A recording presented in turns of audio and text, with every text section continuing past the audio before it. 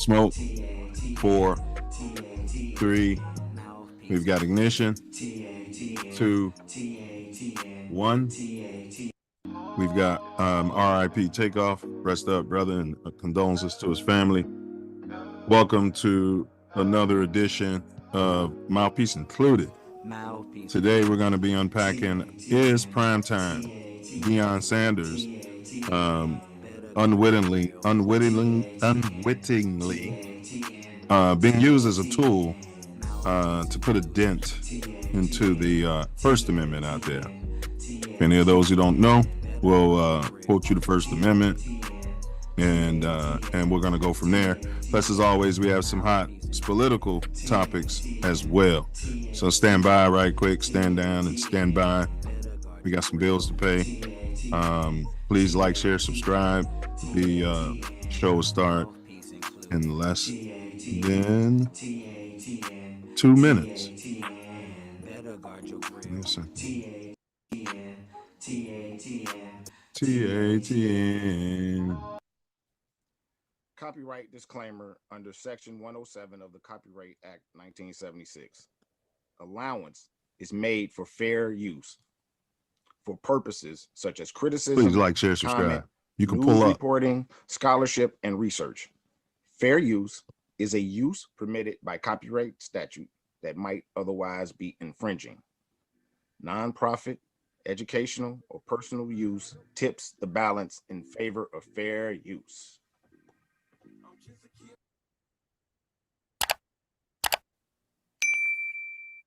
Most vets like ourselves know like that a ton of reps in the preseason. For a rookie quarterback, he might need those reps. Probably when y'all come out, he's probably gonna come out. Are y'all willing to play more reps in the preseason just to get him up to speed a little bit better?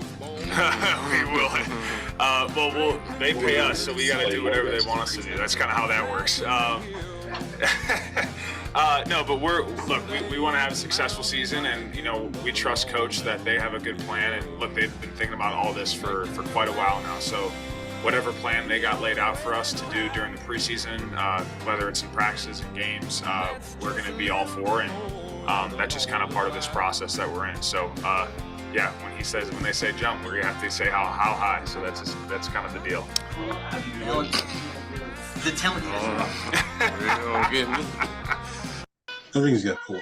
He won 2 in Miami, one with the Lakers, and one with Cleveland. One with Lakers too. You're right, 3. No, he's got 4 if you count the Lakers. So 4. I don't count the other one. What's an answer? It's 4. Yeah, I think he's 4 and 6. He's lost 33 times in the finals, but this is not. LeBron has lost the most NBA Finals games. He's lost 33. Wow. Jerry West has lost 29. So is Jerry West the GOAT? No, he's the logo. Let's see where Jordan falls on this list. We got to go all the way down. Mike had even lost 15. We got to go down so far. All right, but anyway.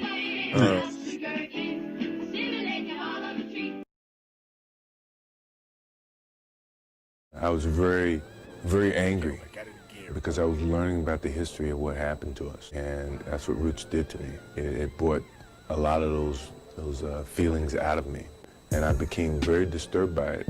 And I became very angry, and I started to retaliate in school. And it took my mother to come to me and tell me, it's a history, it's something that you should never forget, but you can rise above it and make an impact and make a change and make people aware of the pain that we have endured. But at first I was very disturbed by it, and I retaliated in some ways, violently. We used to go to other pools, and he would take me, and as soon as I get in the pool, they would get out of the pool. You don't forget your heritage, but you move forward in trying to make a better life for everyone. And that you always want to be viewed as a person. Reach back and pull someone with you. Allegedly, that's ignorant. Excuse me for saying so, but you seem kind of transparent. That's ignorant, I'm just cold. When you get out of the water, you need to dry off right away to avoid catching a cold. That's why Tally says, don't forget to bring a towel.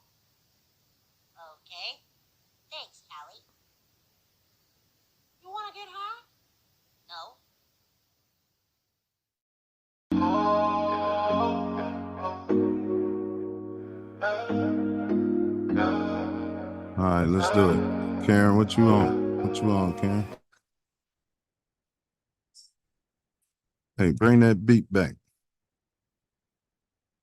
Bring that beat back.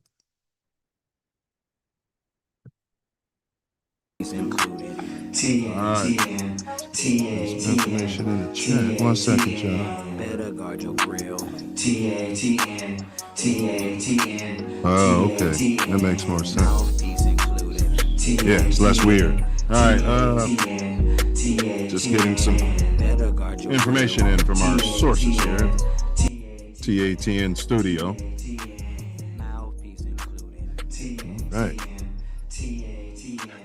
All right, y'all. Welcome to Mouthpiece Included, the podcast where we talk politics, that's sports, politics, and everything in between that. In today's episode, we're diving into a thought-provoking discussion. Is Deion Primetime Sanders unwittingly being used as a tool to shatter the First Amendment? Recently, the brother's been in the spotlight for several, quote, actions, end quote, and statements. Primetime, the head coach of the Colorado Buffaloes, banned Denver Post columnist, drop-dead gorgeous smart Sean Keeler from covering the team. This decision has sparked significant criticism from the drop-dead gorgeous smart pink people and debate about media freedom and transparency. Prime's also thrown shade at big media, suggesting that there are lies being spread about him and his program. He's been extremely vocal about his dissatisfaction with certain media narratives, which is why we do what we do over here. These actions, thank you, Karen. Stand by. You stand by and you stand back. Okay, these actions have stirred discussions about his approach to media relations and his impact on his team's performance. We're going to go ahead and explore the implications of his actions and statements on, quote, free speech, end quote, and how they resonate today. Plus, we'll cover some of the hottest political topics, sports/politics, that is making the headlines today. So stand down, stand back, stand by.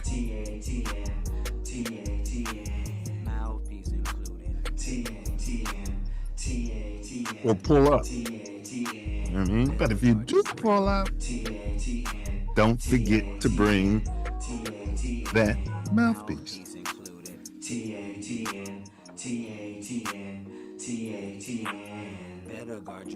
Out there. All right, we in the building. We are in the building. The views expressed in today's podcast are those of the host, the guest, and are not necessarily reflective of TATN or any of its affiliates. It's also not necessarily reflective of TATN or any of its affiliates. We cannot confirm, nor will we deny. All right, let's get Big Ace in here. Father of the decade, Jackie Robinson's finest. Should be in charge of that awful team on the Chicago White Sox. I don't have the credentials to take care of the White. I go ahead and win 30 games. Credentials. They have you as blonde haired and blue eyed. You can have you a baseball cap, spit you some sunflower seeds over there. Give me a toothpick or a placard. Yeah. We use placards now to take care of our flossing. Yeah. So that me a placard. Yeah. Sit back there and let the kids play. What's been going on there, fella? Here in the city of Shy. It's been a good week, man. Weather's been good. It's been hot. It's been in the 90s, 100 degrees. Humid, huh? 100 degrees with mass humidity. Yeah. But everything's been good, man. Baseball's back in session. It's fall baseball. On the sidelines this year, I get to watch Deuce go out there and do his thing with his team. So Deuce, sweet ball. But I'm gonna cut a video. I need some more footage. Deuce Revolver was my problem solver. Yeah, you know what I mean? Yeah. I meant to do some filming yesterday. I didn't want to jinx him. I hate jinxing when he's playing. So I know what you're saying. I know exactly what you're saying. You got the camera on, and as soon as you turn the camera off, back to back home runs. Yeah. That's how it goes, bro. It's like trying to film the aliens, bro. You know what I mean? You got your camera out, it's not gonna show up. Right. I got you. But everything is everything. Everything's fantastic. Happy holiday? Day off? Labor Day. Should be, and it should be Mother's Day. They should name Mother's Day Labor Day because that's where the labor comes from. It takes place Yeah. from the mothers. Yeah. I was talking to a gentleman like, we already had one baby and we're pregnant again. I'm like, are you a baby? As for you. Yeah. Your job's over, dude. Right. I mean, I understand you want to be part of it, but don't take away from what the ladies doing. You know, that's yeah. I mean, it's a miracle that it all happens and when it happens and how it happens, but don't come with that we're pregnant crap. And then I'll be okay with that, but and we're having the baby, and no, you're gonna stand there and hold her hand and possibly faint. Yeah. It's an experience. Wow. But it wasn't. I'm sure you know there was no we involved in that. No. My job is done. God bless the mother. I hold her hand until she squeezes the life out of me. Then I'm gonna step back and let you, so quote unquote professionals take it from me. Yeah, well, maybe we can get another holiday out of Democrats this year for the whole country, and that'll be something for specifically for Black people. You know, we'll get a holiday like Harriet Tubman's Day. Everybody in the world will get a day off, and that'll be for us. The most unemployed in the country. Go ahead. Allegedly gave you one. So and when we do have those jobs, we usually don't get paid off on those days. The black jobs. Yeah. What's that? All right. The black jobs. Is Deion Sanders a tool for to shatter the First Amendment unknowingly? Plus hot political topics. Let's go ahead and hop to it. The only thing I'd say about baseball, well, you had some things about baseball. You went out there and got you a bobblehead at the old stadium. Big ups to the White Sox. Big ups to the White Sox. They're making history.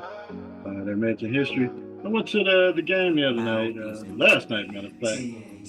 Lost number 106. But hey, it's the end of the season. This September's quickly approaching. Call them up. Call up whoever you got. Call them up and let's get it going, White Sox. But they wouldn't give my son a bobblehead because he wasn't 21. It was sponsored by a. You were there with my son, the rapper. Yeah, my son. Okay. Yeah, and he wasn't 21 yet, so they wouldn't give him a bobblehead because he was sponsored by a liquor store. A bobblehead for Frank Thomas, Hall of Famer in his back-to-back years. Now his kids, I need to ask that. His kids were there. His youngest son threw out the first pitch. I wonder did they give young Chase Thomas a Frank Thomas bobblehead? No, he had a whole box of those sent to his house weeks before the event. Oh, okay. So Frank signed off on it too. Well, maybe he was the one. Frank got a check too. He was selling them on eBay after the game because they were up to $30 right when we stepped out of the stadium. I wonder what they're going for. Yeah, well, big up to the White Sox for using big liquor, allowing big liquor to use them as a backdoor to sell booze to our children. You got to get the fans. Yeah, if you're going to watch that product, somebody's got to be drinking something. It's tough. Now, I will say this. We did the math over here at TATN, Mouthpiece included, and our statisticians have come back that the Sox are on pace to lose 121 games, which will be a world record. And that number should live in infamy. And you know what? I just might get me a shithole Sox jersey, and I'll have number 121 on it. That'll be my jersey number. Just to thumb it up at those fans. They got a new manager now. So. Yeah. Maybe 119. they're playing tough. I mean, Yeah. the last couple of games has been 5-1. They lost Yeah. last night 5-3. So Mhm. they're coming around. Yeah. Yeah. All right. Big ups to baseball. Y'all keep going. To any children out there, keep going. Don't stop. Cubs won 7 out of 8. Cubs are good, trying to forge forward for that last wild card spot. We'll see. Yeah, we'll see. We will see. All right, man. Let's jump to some NBA, man. All right. We'll start with the big Olympics. And it's been brought to our attention that the Olympics decided to do the piss test on Steph Curry. Muscle man. Yeah. Kevin, Thin Man, Cupcake Durant. Oh, he's huge. Yeah. Big. And Anthony Edwards. Now, I'm okay with piss testing him because he was probably running around there telling Dream Team didn't have no talent except for Michael Jordan. You know what I mean? So I would have, you know what I mean, given him a mental evaluation. Yeah. He needed a test. Oh, shit. Yeah. But what's your take on that? And then your boy Labalco didn't get tested by the international governing bodies.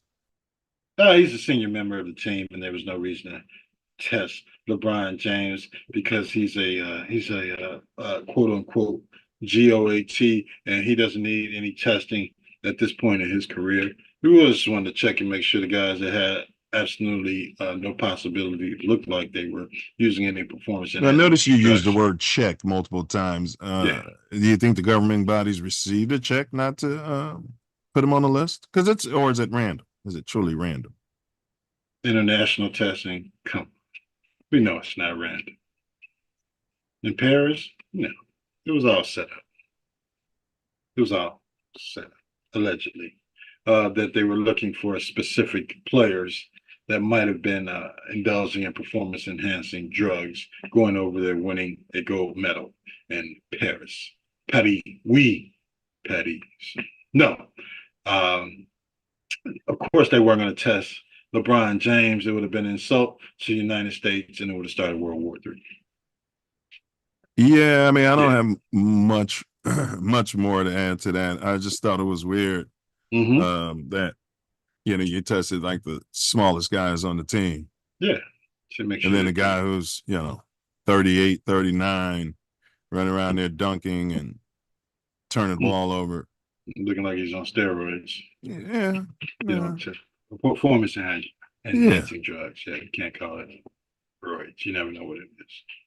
They got to get rid of this random stuff. I mean, it should be random, but you test the whole team. I mean, it's $1 billion industry. What are you saving money? It's not like it's a little league or college team where you got it. And even colleges, they don't. If it's not one of the big power colleges, I can understand. But yeah, they would test them all.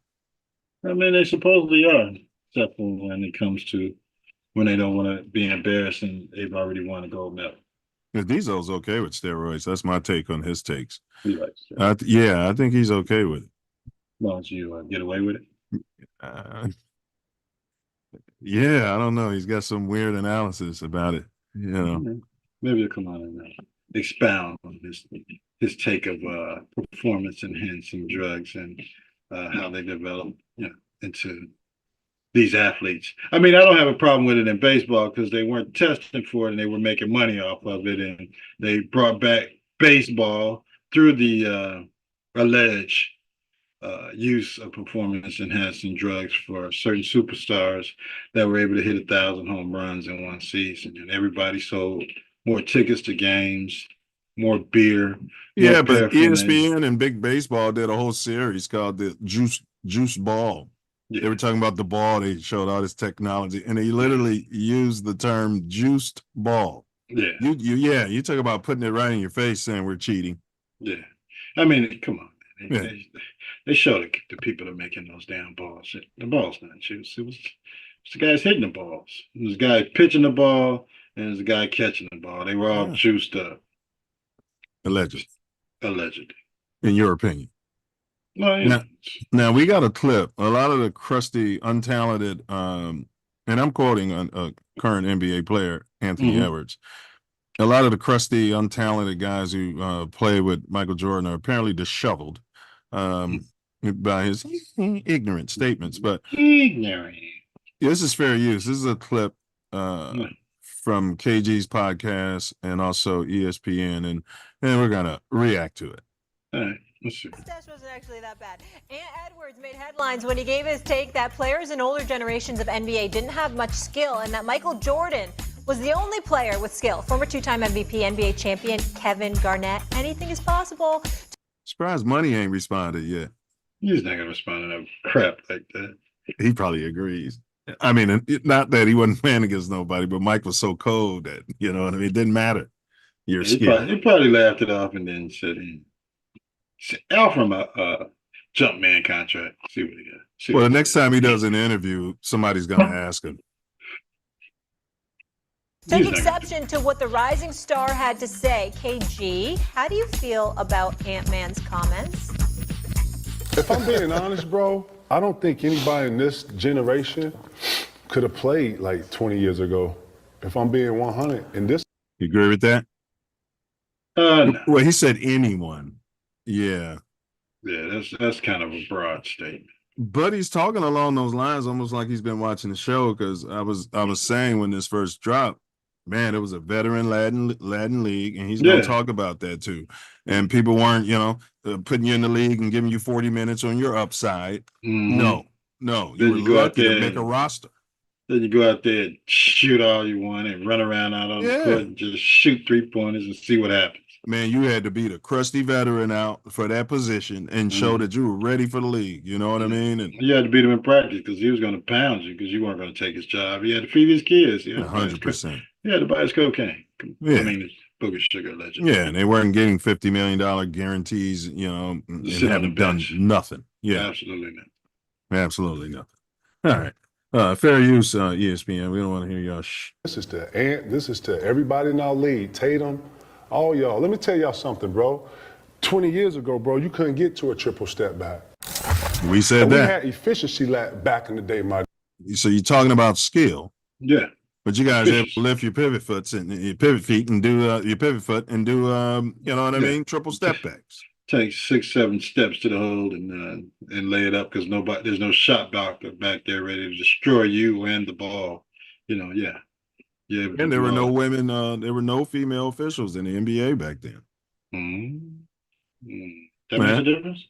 Yeah, I'll let comments fill that in. All right. Yeah. You guys feel like that makes a difference? I do, and it was so hard. It was too physical. And guess what? The league had to come off of it for the flow of movement to be able to have scoring go up, which is why we like to sit here and watch kind of the rat race of the high-paced game, right? No, I don't like think these it. kids in the league could have been on an NBA team 20 years ago. Straight up. That's the truth. The truth co-signed on that. Yeah. Say that. All right, bro. Yeah. So say that, KJ. You're right. Now, one of these guys, can't think of his name, but he's a LeBron. Jocko. Yeah, it's Wendy. Mm-hmm. He went on to say,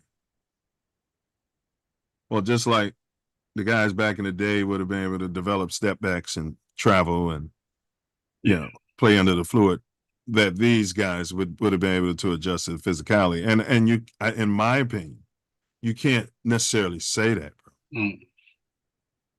You can't.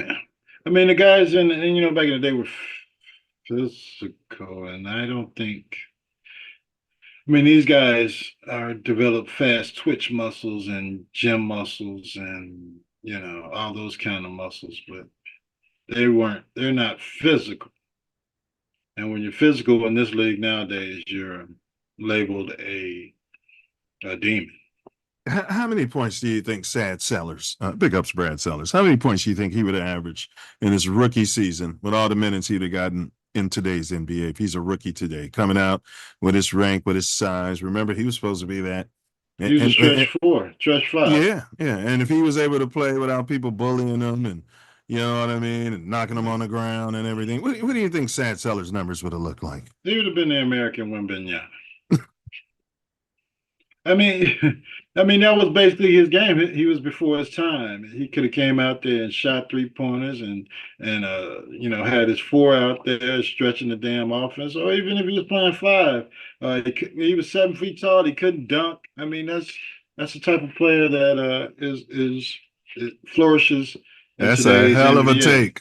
That's a hell. You're saying because they would have worked on him at the AAUs with his handle and told him Mhm. you got to be able to do the step back. And no, stop going down there so much. We got to Yeah. develop the three first, Yeah. right?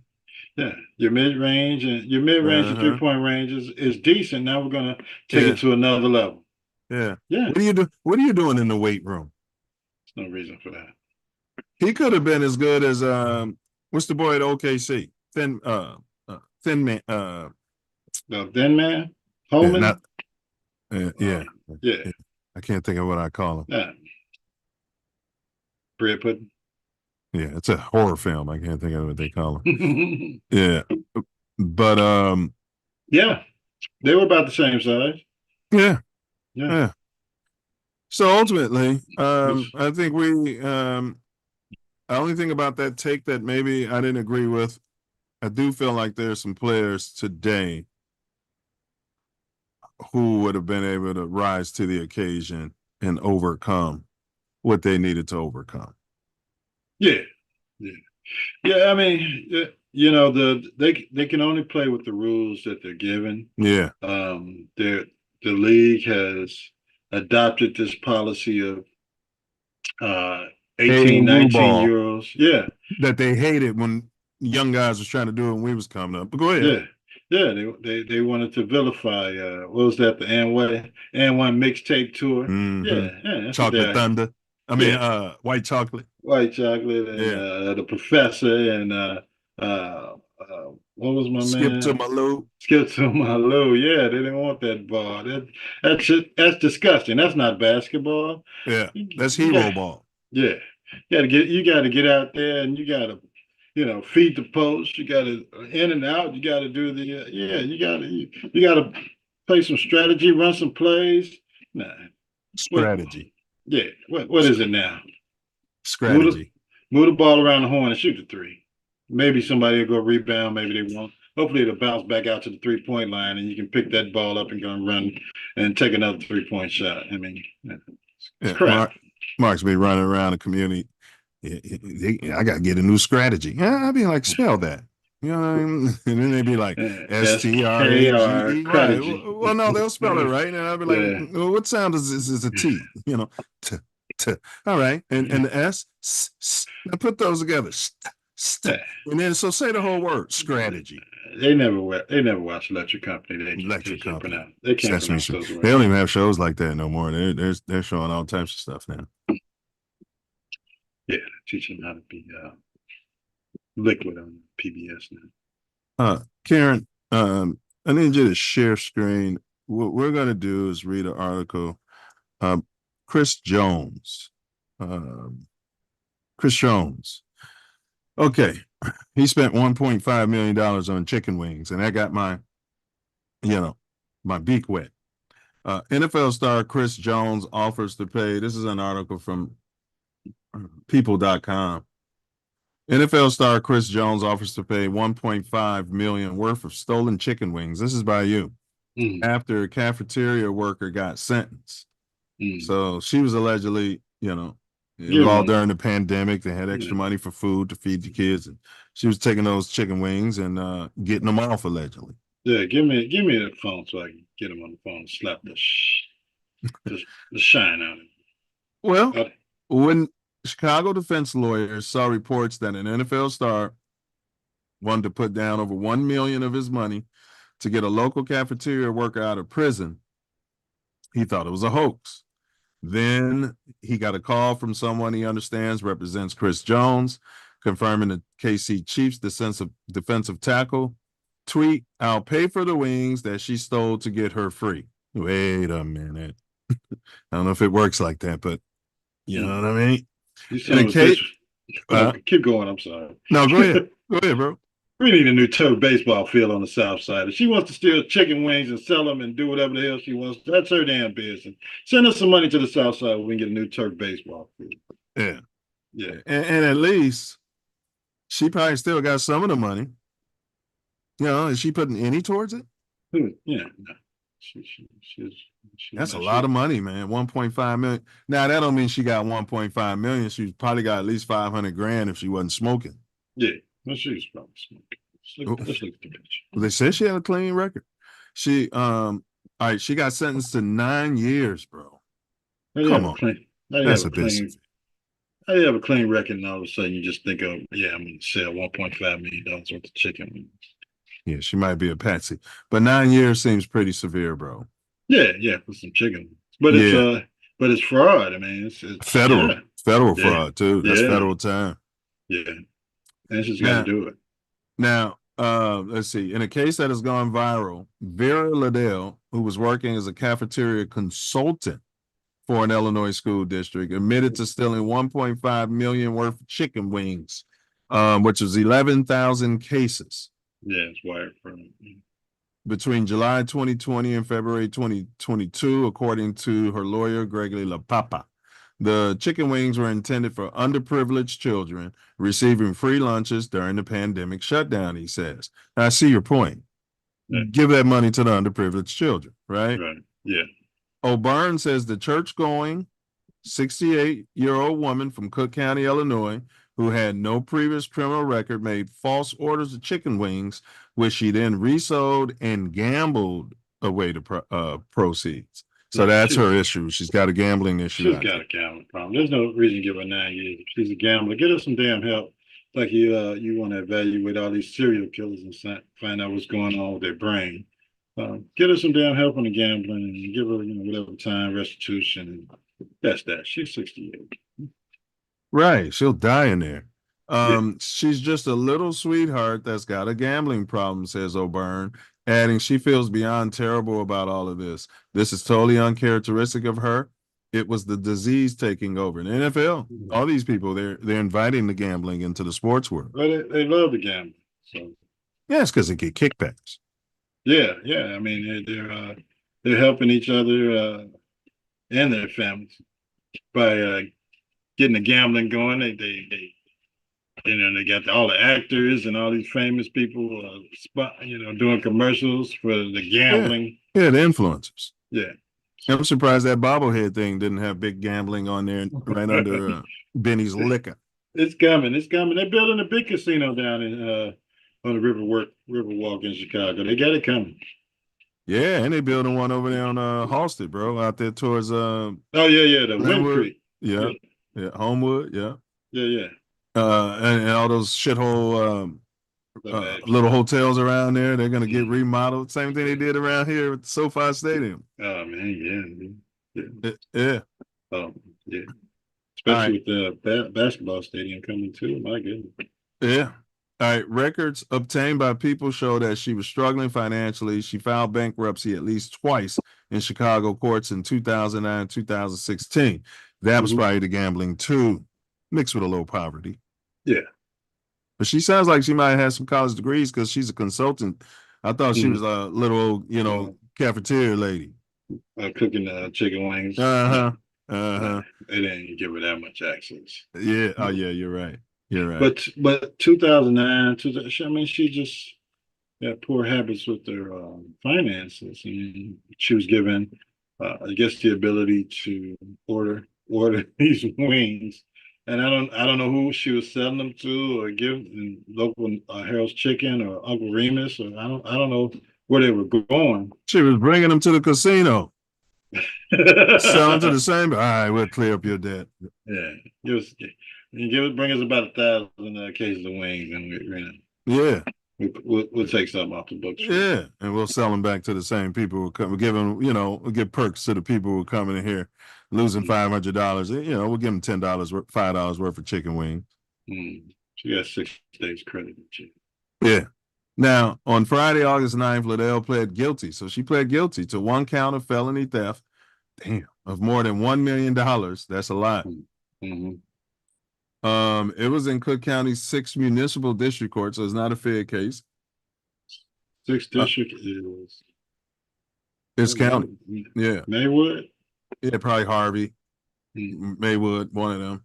Lydell, who per the courts was given credit for the 6 days she had already been spent in jail, is slated for discharge August 3rd, 2030, and will be up for parole in 2029, according to an online inmate roster. The Class X felony normally carries between 6 and 30 years behind bars. So she pled guilty. They could have gave her the 6. Yeah. I don't want to make an example of it. Yeah, if she was drop dead gorgeous, she wouldn't have got no time. Yeah, maybe just gave her 6 days, maybe 15 more instead. And the probation, for the 9 years. Got her some help. You need some help. Yeah, 9 years probation. Shortly before she took the plea deal, O'Byrne said she told him, "My fate is in God's hand." On Wednesday, she should have thought about that before she was stealing those chicken wings. Yeah. You know what I mean? Yeah, absolutely. Yeah. You fall back on your faith, you're not stealing those chicken wings. On Wednesday, August 14th, Liddell was admitted to Logan Correctional Facility, according to her inmate roster.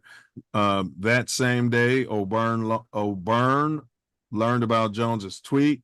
"I was stunned. I've been doing this for 42 years, and I've never heard anything like that." O'Byrne spent a good deal of time on the phone, waiting on hold, trying to contact the Chiefs before he says they hung up on him. What the fuck you're talking about? $1.5 million from damn chicken wings. Chicken wings? We got some of them. The Chiefs are like, man, they tracking us. Some of those guys probably fed them to Jones. Yeah, they probably had a party over the summer, and you got about 1,000 chicken wings from it. Yeah. Then he says he got a call from someone he believes to be representing Jones. "I hope everything works out so we can get her out." People reached out to Jones as well as to his agent and his spokesman to confirm the star's intent to cover the cost of the wings. Jones' representatives confirmed to People that they are in contact with her attorney. Information gathering. Unfortunately, her lawyers say Jones's offer is complicated by the fact she's already been sentenced and placed in state custody as a convicted felon. They have 30 days from sentencing to submit a motion to vacate her earlier plea and request a payment of restitution. Instead, the clock is ticking, and Chris Jones has been there with his checkbook. So, you're in that area. How you feel about this? Let's say, okay, the money's there. What do you think should be happening now? I think it was just your lives. It's an overreach. It's an overreach. Yeah, it's overreach for giving her 9 years for some damn chicken wings. Come on. Well, if the money's there, I think they could definitely give her probation and give her an ankle monitor and all that kind of stuff. Come on, $1.5 million. How are they gonna prove it was $1.5 million worth of damn chicken wings? No, they could prove it. She was ordering it right off of the, you know what I mean? Right off of T-Mobile. Yeah, it was a paper trail. Yeah. Oh, Shine. Yeah. It was her version of PPP money or whatever they were calling it. Yeah, 1.5 million. Nobody saw that, months ago. I guess it takes time to build a case, but if the money got paid back, the restitution, she pled guilty though.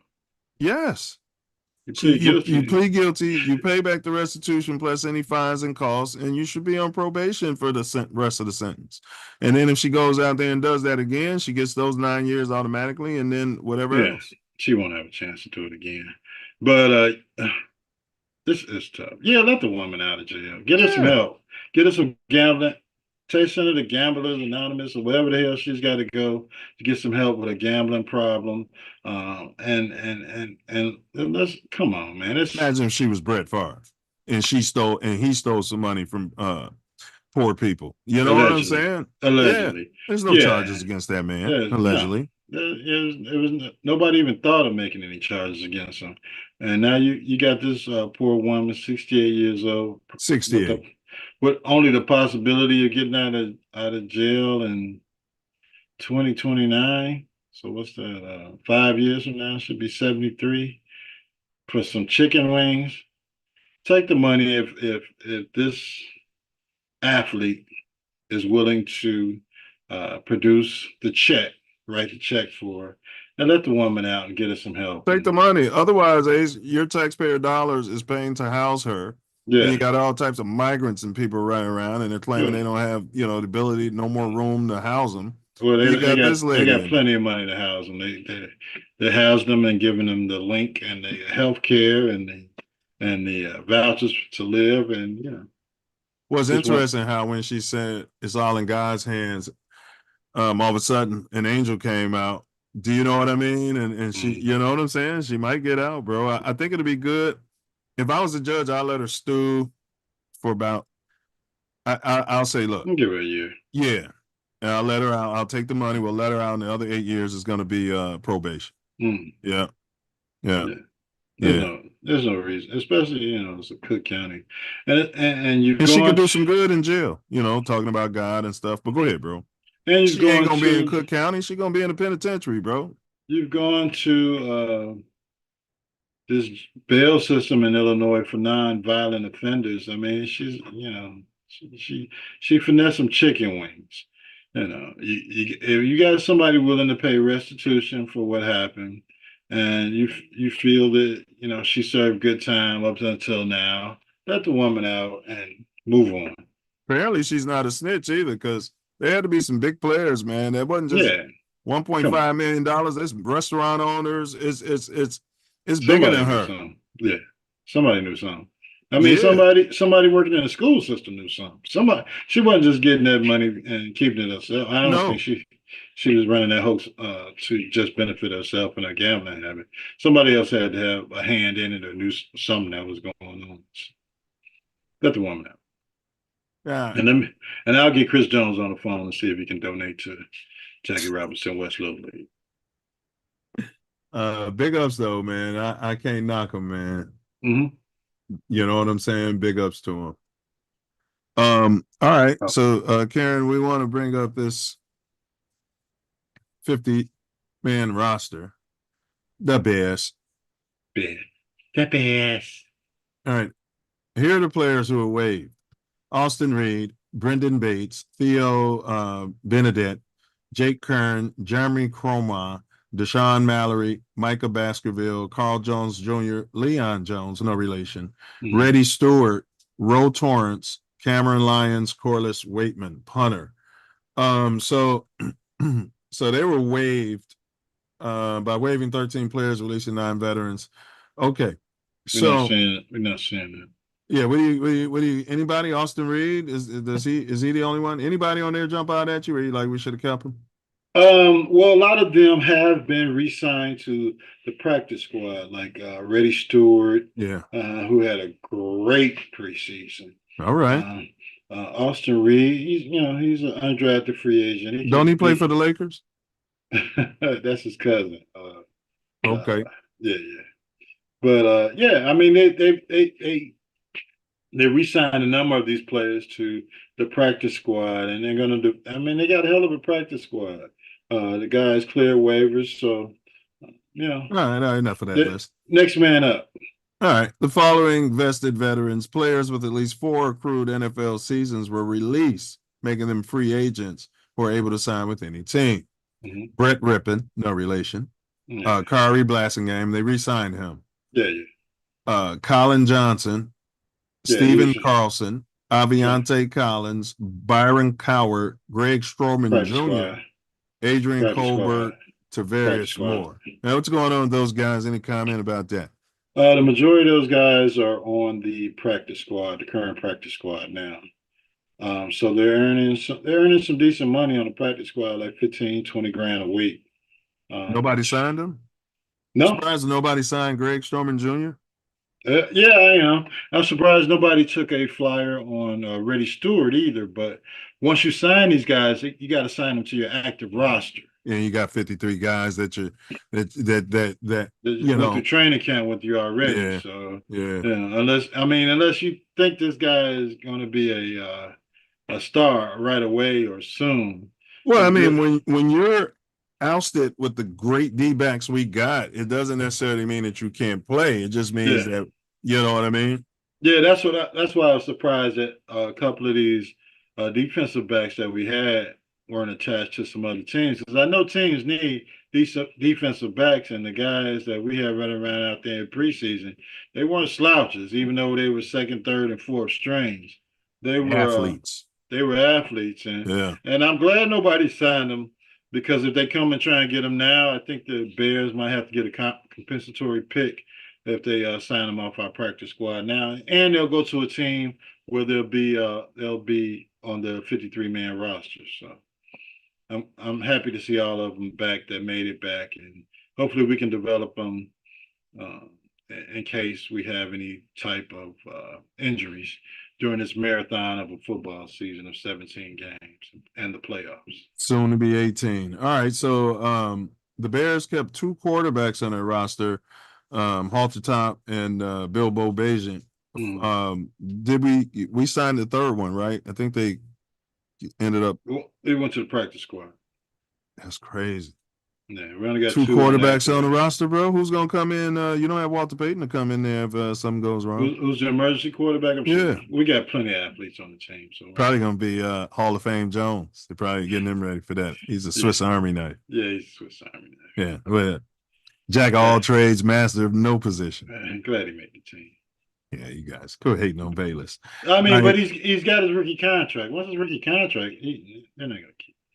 Well, you know, if I'm a polls guy, if I was signed by polls, meaning drafted by polls, I wouldn't be worried about nothing. Okay. Because he has literally, now free agents he'll move off of, but not one person that he drafted has he moved off of. Now I'm just going to say that. What's your take on that? No, he's building his roster through the draft, which he said he was going to do. You got to add a couple pieces like a Montez Sweat, Kevin Byard as our safety once we got rid of Eddie Jones and his enormous contract. But I mean, a GM has been GMing for 3 years now and drafted 3 drafts. Not one player has been cut that you drafted. What is he, Mr. Perfect? Well, some of them have. I mean, the lower rung players, but you mean the top 3 or top 4? 4 rounds. You're right, 4 rounds. You have to let those guys develop. I mean, if you're willing to invest in them. Why didn't you let Justin develop? Oh no, you got Caleb. All right, go ahead. You're right. Yeah, Caleb fell in your lap. He didn't draft Justin. Right, and you had Caleb fell in your lap. So but I wonder, had he drafted Justin, would he have moved off of him? Probably not. Probably not. He would have got the talent for him, and Justin would still be developing rookie contract. Yeah, all these guys are still on a rookie contract, and this is his 3rd year. Well, that's a good point.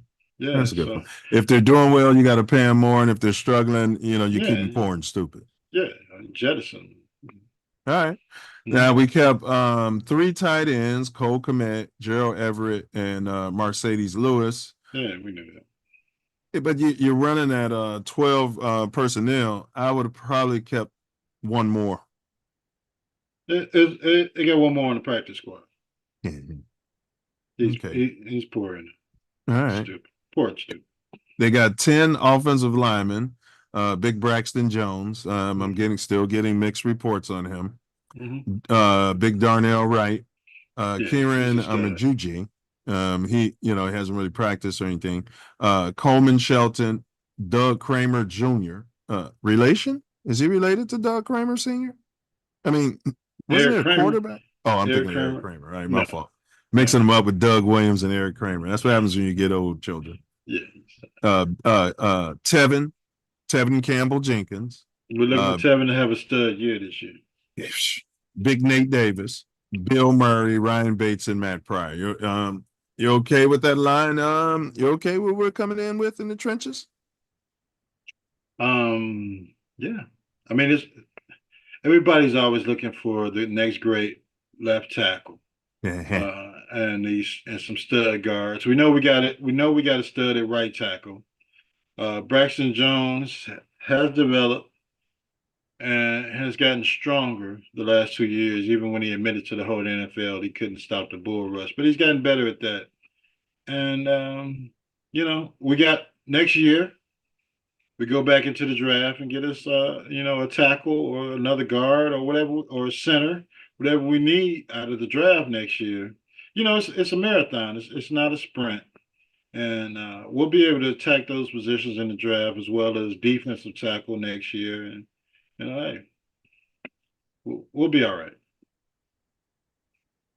All right. So we kept 6 receivers, 6 wideouts, DJ2, Keenan Allen, Rome Odunze, Tyler Yes. Scott, Mm-hmm. D-list Hall of Fame Jones Jr., He's in and the wide DeAndre receiver. Carter. And which one is DeAndre Carter? He said the guy kept catching passes, ain't he? Yeah, he catches passes. The guy that caught the touchdowns in the Hall of Fame game got hurt after that, and he's on the practice squad. But Carter catches the ball. But he's a 6th receiver. He's a special teamer. Yeah, So okay. Well, DJ Moore, Keenan Allen, Rome, we'll let him develop. Tyler Scott. Yeah, those are 4 studs, man. They'll be all right. All right. Top 10 defensive linemen earned roster spots. Montez, Keith Sweat, Daryl Taylor, DeMarcus Walker, Daniel Hardy, Austin Booker, Dominique Robinson, Gervon Dexter Jr., Andrew Billings, Chris Williams, and Zach Pickens. Anybody there you wouldn't have kept, or you know what I mean, or anything? Yeah, I mean the Dominique Robinson experiment. That's one of Poll's draft picks. So he's still on his poor and stupid deal. Yeah, he is, but they say he's developing physically. Yeah, he hasn't shown anything on the field though. We need to see it on the damn field. Yeah, well, I mean, all of the meatheads in the local media are praising about this guy in practice. Yeah, practice. Yeah. Yeah, with the patched up O-line that he was going up against during that time too. Yeah, the other guys we're playing against, the other guys you're talking about on that defensive line have been flashing in the game. Yeah. Especially Hardy and Booker. So, yeah, we'll see. All right. So, do you look at the D-line as a weakness, a strength, or are you looking at it as mid? Yeah, they're mid. I mean, you have Montez Sweat. I like Booker too, man. And you got Booker. And Hardy had a hell of a preseason. With Sweat and they could bring in this guy Taylor. If you can get some pressure, you can get a little bit of pressure, and you got Javonte, who had a pretty good offseason and changed his body, and he's going to be pushing up the middle at 6'6". You get some pressure on that quarterback. There's not many places he can go against that secondary. With those linebackers in the secondary, which we're getting into. So the linebackers who made the 53-man roster were Tremaine Jackson-Edmonds, TJ Edwards, Jack Sanborn, Amin Agbong Bamiga, Amino, and Noah Sewell. So that means, they normally would have Tremaine and TJ on the field. But there'll be times when Sanborn's out there, I guess. Are you still going with Sanborn, or is there an athlete out there who you think should be getting Sanborn out of there at this point? I think I like Sanborn. I don't think he's a team plant. I like him. He seems like one of those cool pink guys, to be honest. No, he's a Wisconsin guy. He's smart, and he's a little bit athletic, and he's a player. But for Sanborn, I thought he grew up a Bears fan. He did, but he still went to the University of Wisconsin. Oh yeah, but I think he's from Illinois, bro. We'll have to have Karen check that. Yeah, he's out of the suburbs of Illinois. Yeah, all right. Well, we got to be clear about that. Don't call this guy a cheesehead. No. He's not a cheesehead. I was speaking of his college pedigree. But and they got a lot of good linebackers come out of there, which is why I mentioned Wisconsin. Yeah, good point. But what was I trying to say? Yeah, he. Is there a color who can upseat him, or did you see any other linebackers? You're like, man, if we pencil him where Sanborn is, we'd be better. No, because Sanborn is he comes in the base defense. Now, when you switch to the nickel, then you put the nickel DB in, which helps. Which is a strength for the Bears. Yeah. You got all these DBs out there, and it's a passing league. So you got all these DBs out there, and then you bring Sanborn in on those running downs, and let him run around and be athletic and throw his helmet around or whatever the hell he got to do. Bro, they ain't even unleashed Brisker. I know we ain't there yet. Yeah. You know what I'm saying? But Yeah. shit. That defensive backfield, man, that's man. They keep talking about Caleb. These defensive backs, you're gonna be hard pressed to get that ball out there. Bro, when I mention Jalen Johnson to football fans, boy, everybody goes crazy. Yeah. Yeah. That guy, Jalen, and the guy on the other side of him who they was getting let me name them. We got 10 DBs we kept. Blackwell, Kyler Gordon, Jalen Johnson, Jalen Jones, Terrell Smith, Tyreek Stevenson, Kevin Byard 3. That's who you're talking about. Perennial All-Pro. Yeah. Jaquan Brisker, Elijah Hicks, and Jonathan Owens. All right. The DBs, we're here. Talk to them. Oh man, you got Jalen Johnson and it's 2 starting DBs. You're hard pressed to get a pass against them. The rookie, I think it was Tyreek last year, was getting those rookie penalties, which he won't be getting this year. And he said he learned a lot too about but go ahead. Yeah. And then you got then you pushing your guy Spider-Man in a nickel slot. Who's Spider-Man? I just lost my train of thought. Who's Spider-Man in the nickel slot? You got Brisker and you got Gordon. Gordon is Spider-Man. I'm sorry. Okay. All right. I had a little yeah, all the names are right there. Yeah, Gordon is your nickel. And man, he was hurt and coming back from injury, but he's ready to play now.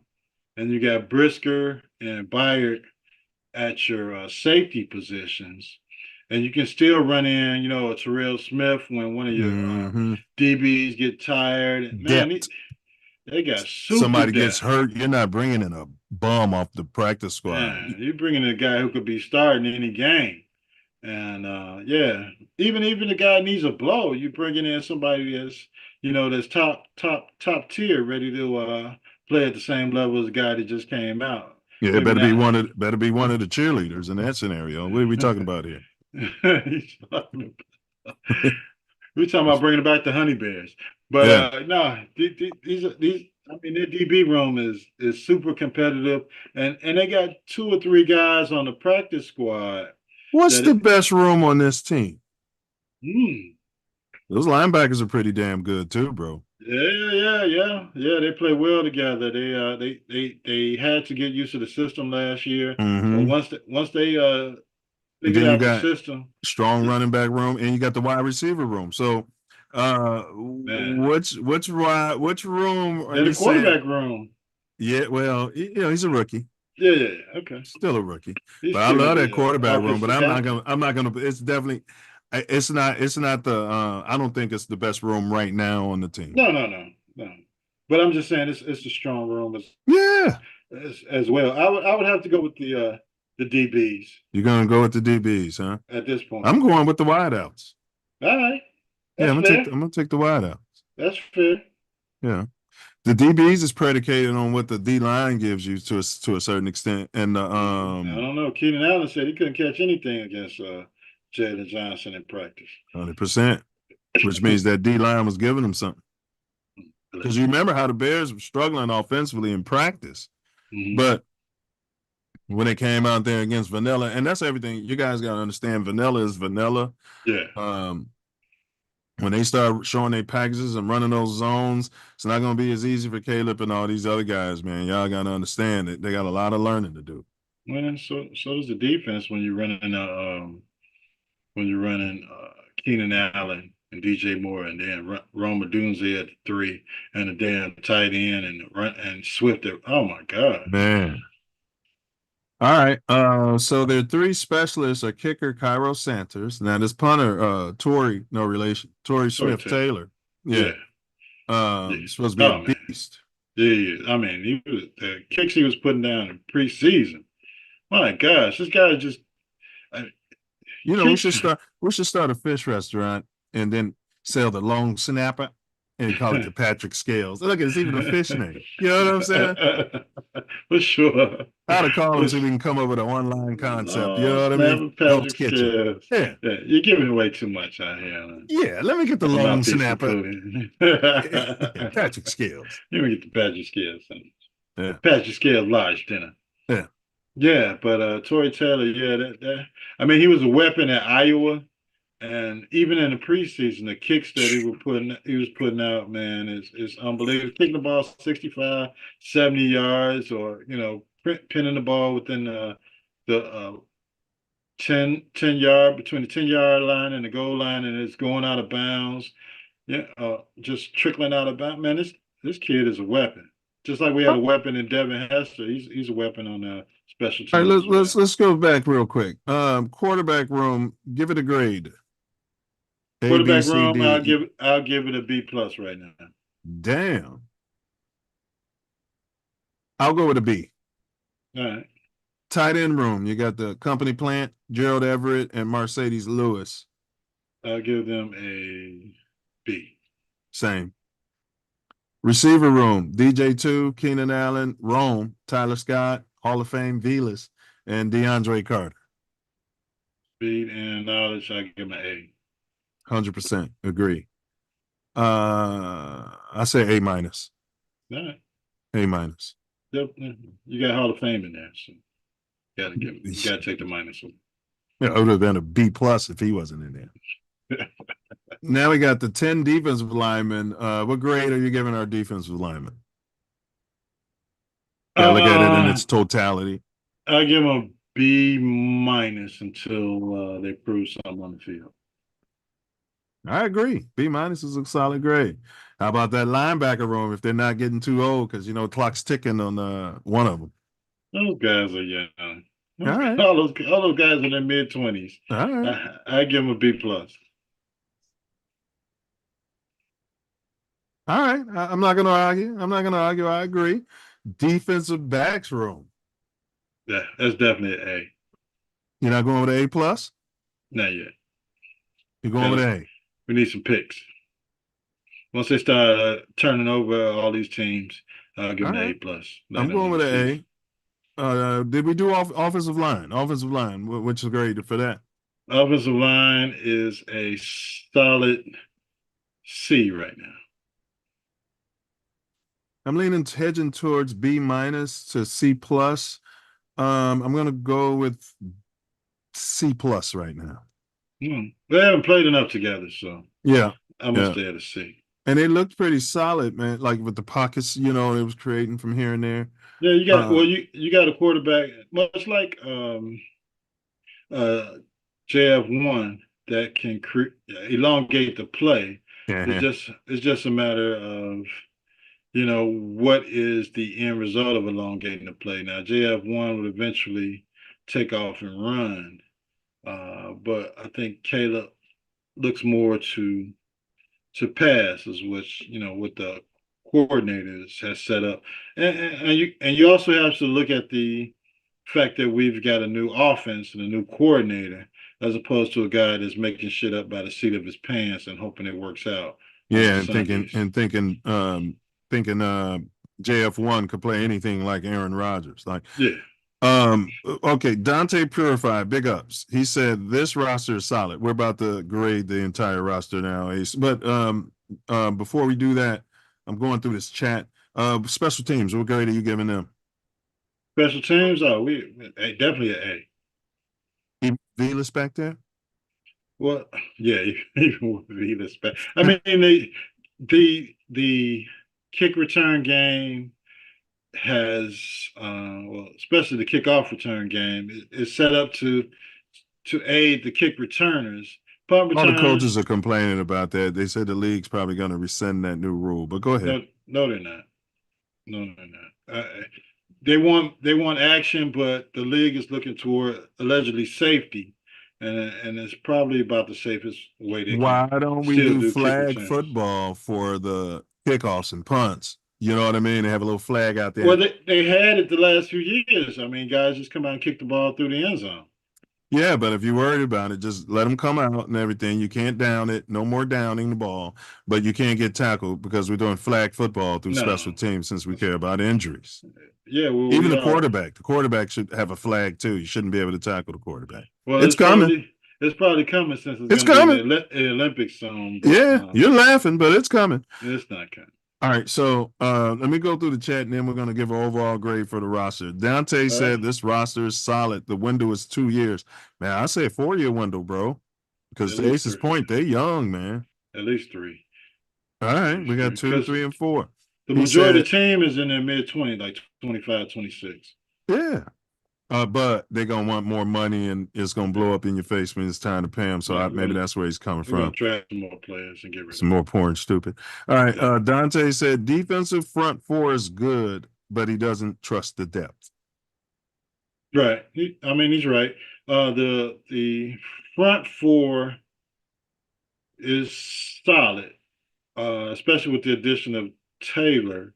But you need some rotational. But I think Taylor is the situational pass rusher. Mhm. You're gonna have Walker starting.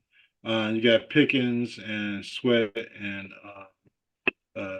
Javante, rounding out the front 4. They'll be fine, but in an NFL game, you need that rotation coming. You need those pass rushers coming. You need those defensive tackles that can stop the run. And I don't believe they can have extreme depth there, but they're working on it. Once you got the Sweat effect and the teams can't pass the ball past 15 yards, they in that window between your linebackers, your DBs, and all you got to do is send Sweat out there and the other guy, Taylor, to get to the quarterback, and they'll be fine. Right. He said, let me get a record prediction out of you, Ace. He went on record last week with his Bears record, but he wants to hear what you predicted for the wins losses.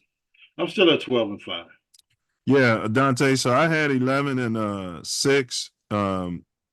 Ace had 12-5, and Diesel had 13-4. So the combined mouthpiece included prediction is where Ace is. It's basically 12-5 is what we're predicting this year. I think Diesel's trolling. Thanks for your support. You can always pull up too, bro. You're always welcome to pull on up. Sure. Love to hear from you. So overall grade on the roster, bro. We just went up and down with A's and B's and B minuses. So overall grade, where are you comfortable right now where the roster sits? To start the season, I have them at a B. I'll put them at a B. I'll put them at a B plus, matter of fact. I got them sitting at a B plus. We'll see where they sit in the middle of the season. You gotta have the attrition. It's gotta be a B plus. Nobody's roster is perfect. Every roster is gonna have weaknesses. At some point, if we're saying 11-6, 12-5, it's for some reason. Yeah. I mean, they got studs. I mean, there are some weaknesses in depth as far as the defensive line, but they're trying to shore that up. And they got some young guys that I believe are on the horizon. Hopefully they stay healthy, but yeah, I'll put them at a B plus. All right, and go ahead. What's your prediction for the Titan game, man? We won't hold you to it because we'll have another week to assess. But week 1, is it in Tennessee or is it in Soldier Field? Down. They got to come to Chicago. And their quarterback is who's their quarterback? Van Jones. They got a drop dead gorgeous Will Levis. At quarterback. Smart with a strong arm, strong Jay Cutler type arm. He's not going to play hero ball. He's going to get the ball to the board. I predict he has at least 2, maybe 3 interceptions. Maybe a pick 6, a fumble 6. Yeah, and the Bears win 31-17.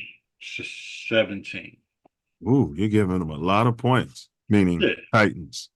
I got Bears 24, Titans 10. Okay. Yeah. We're gonna bear down this season. You guys are having some sort of halter top fantasy, painting your nails and shit, which is fine. You know what I mean? I'm just putting it out there as the first game of the season. And Everybody we can adjust next week. get together and yeah. So I say 31-17. Yeah, we can adjust next week. And then once we hear Diesel's projection, then we'll combine it. You know what I mean, and see how that's working. You know what I mean. Mm-hmm. All right, so don't be your neighbor, don't be my neighbor. I got a quick article I'm gonna share it. You guys sent to us by our research team. Don't be my neighbor. Shout out to research team, man. Crack research team. Yeah. Don't be my neighbor. I know I'm butchering the song. All right. Malik Neighbors is to wear number 1 for Giants, which was the first number ever, which is a travesty. Ooh. Retired in NFL history. I mean, if one of the Bears weren't retired first, shame on you, Papa Bear Alice. But he's so much drinking. Yeah. And I think this was retired by the league. Maybe that's what they mean. But anyway. No, I think it was the Giants. It was just the first number that they ever thought of retiring.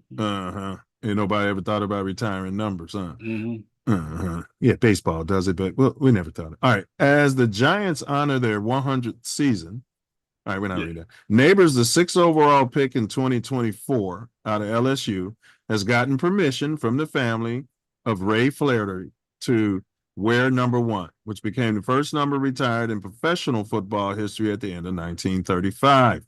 Neighbors thanked the family in a statement accompanying the team's announcement. I understand the responsibility. I'll do everything in my power to honor the Flaherty family and this organization. I will wear the number with great pride and can't wait for the season to start.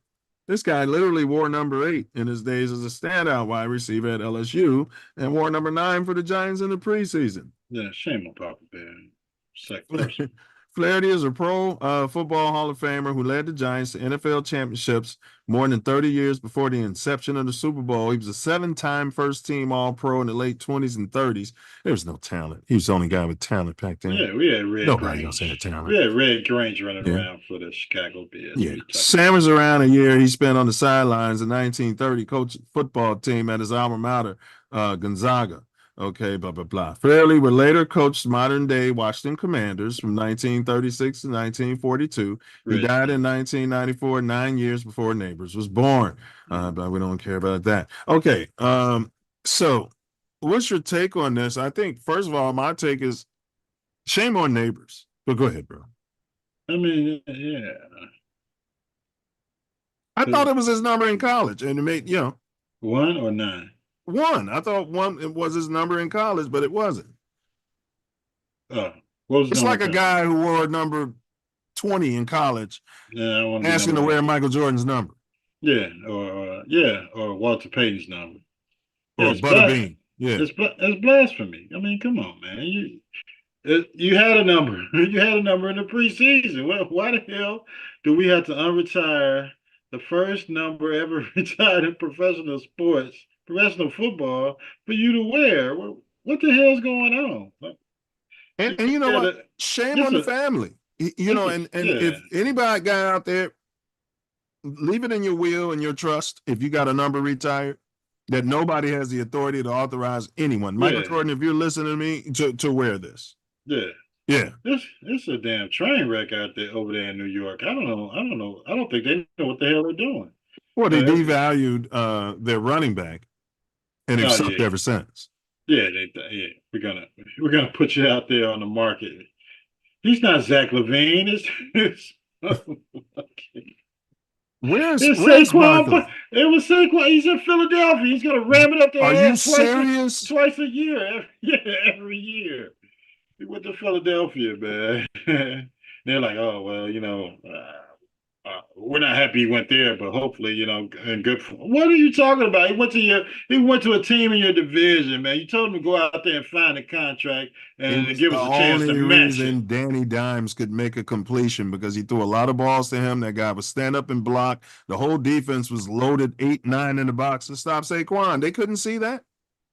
No, they saw it, but they just didn't. They said they didn't have the money to pay him. Are you kidding me? They paid Danny Dimes.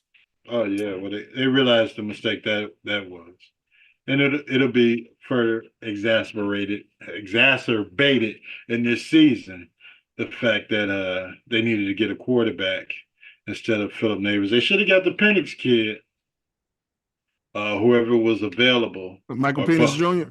or Bo Nix or whatever, and got rid of Danny Dimes. But hey, yeah, I they mean, they want should have moved off his guy. They should have reset the. They should have yeah, reset the clock on Danny Dimes. they Rookie. should have put him on the first thing smoking and got him a rookie over there. And one of these rookies this might turn out to be one of the greatest draft classes in quarterback history for the NFL. And you went and got your wide receivers. So we'll see what happens. And the wide receiver came in and wanted to unretire the number of the first player in NFL history to have his number retired for no damn reason. Yeah, and the question is why? Yeah, because he was a number 1 draft pick. I mean, come on, man. At least tell me you wanted the number 6 because If he was number 1 overall, yeah, I might have taken the phone call. Yeah, but you just want to retire his number because his number he's never even worn before. Because he was drafted in the first round. It makes no sense. That's just that makes no sense. And For you the guys family, next week, go ahead. for the family and the organization to even cater to, or even it makes no sense. So next week, the Mouthpiece Included team has agreed we're going to go through the NFL schedule on our own and figure out our results. We'll be able to give you how we're going to say each division is going to shake out, and then we'll be able to plug it in for our playoff brackets. And and we're going to have data so that later on in the year, nobody can come on the show and say, I didn't say this and I didn't say that.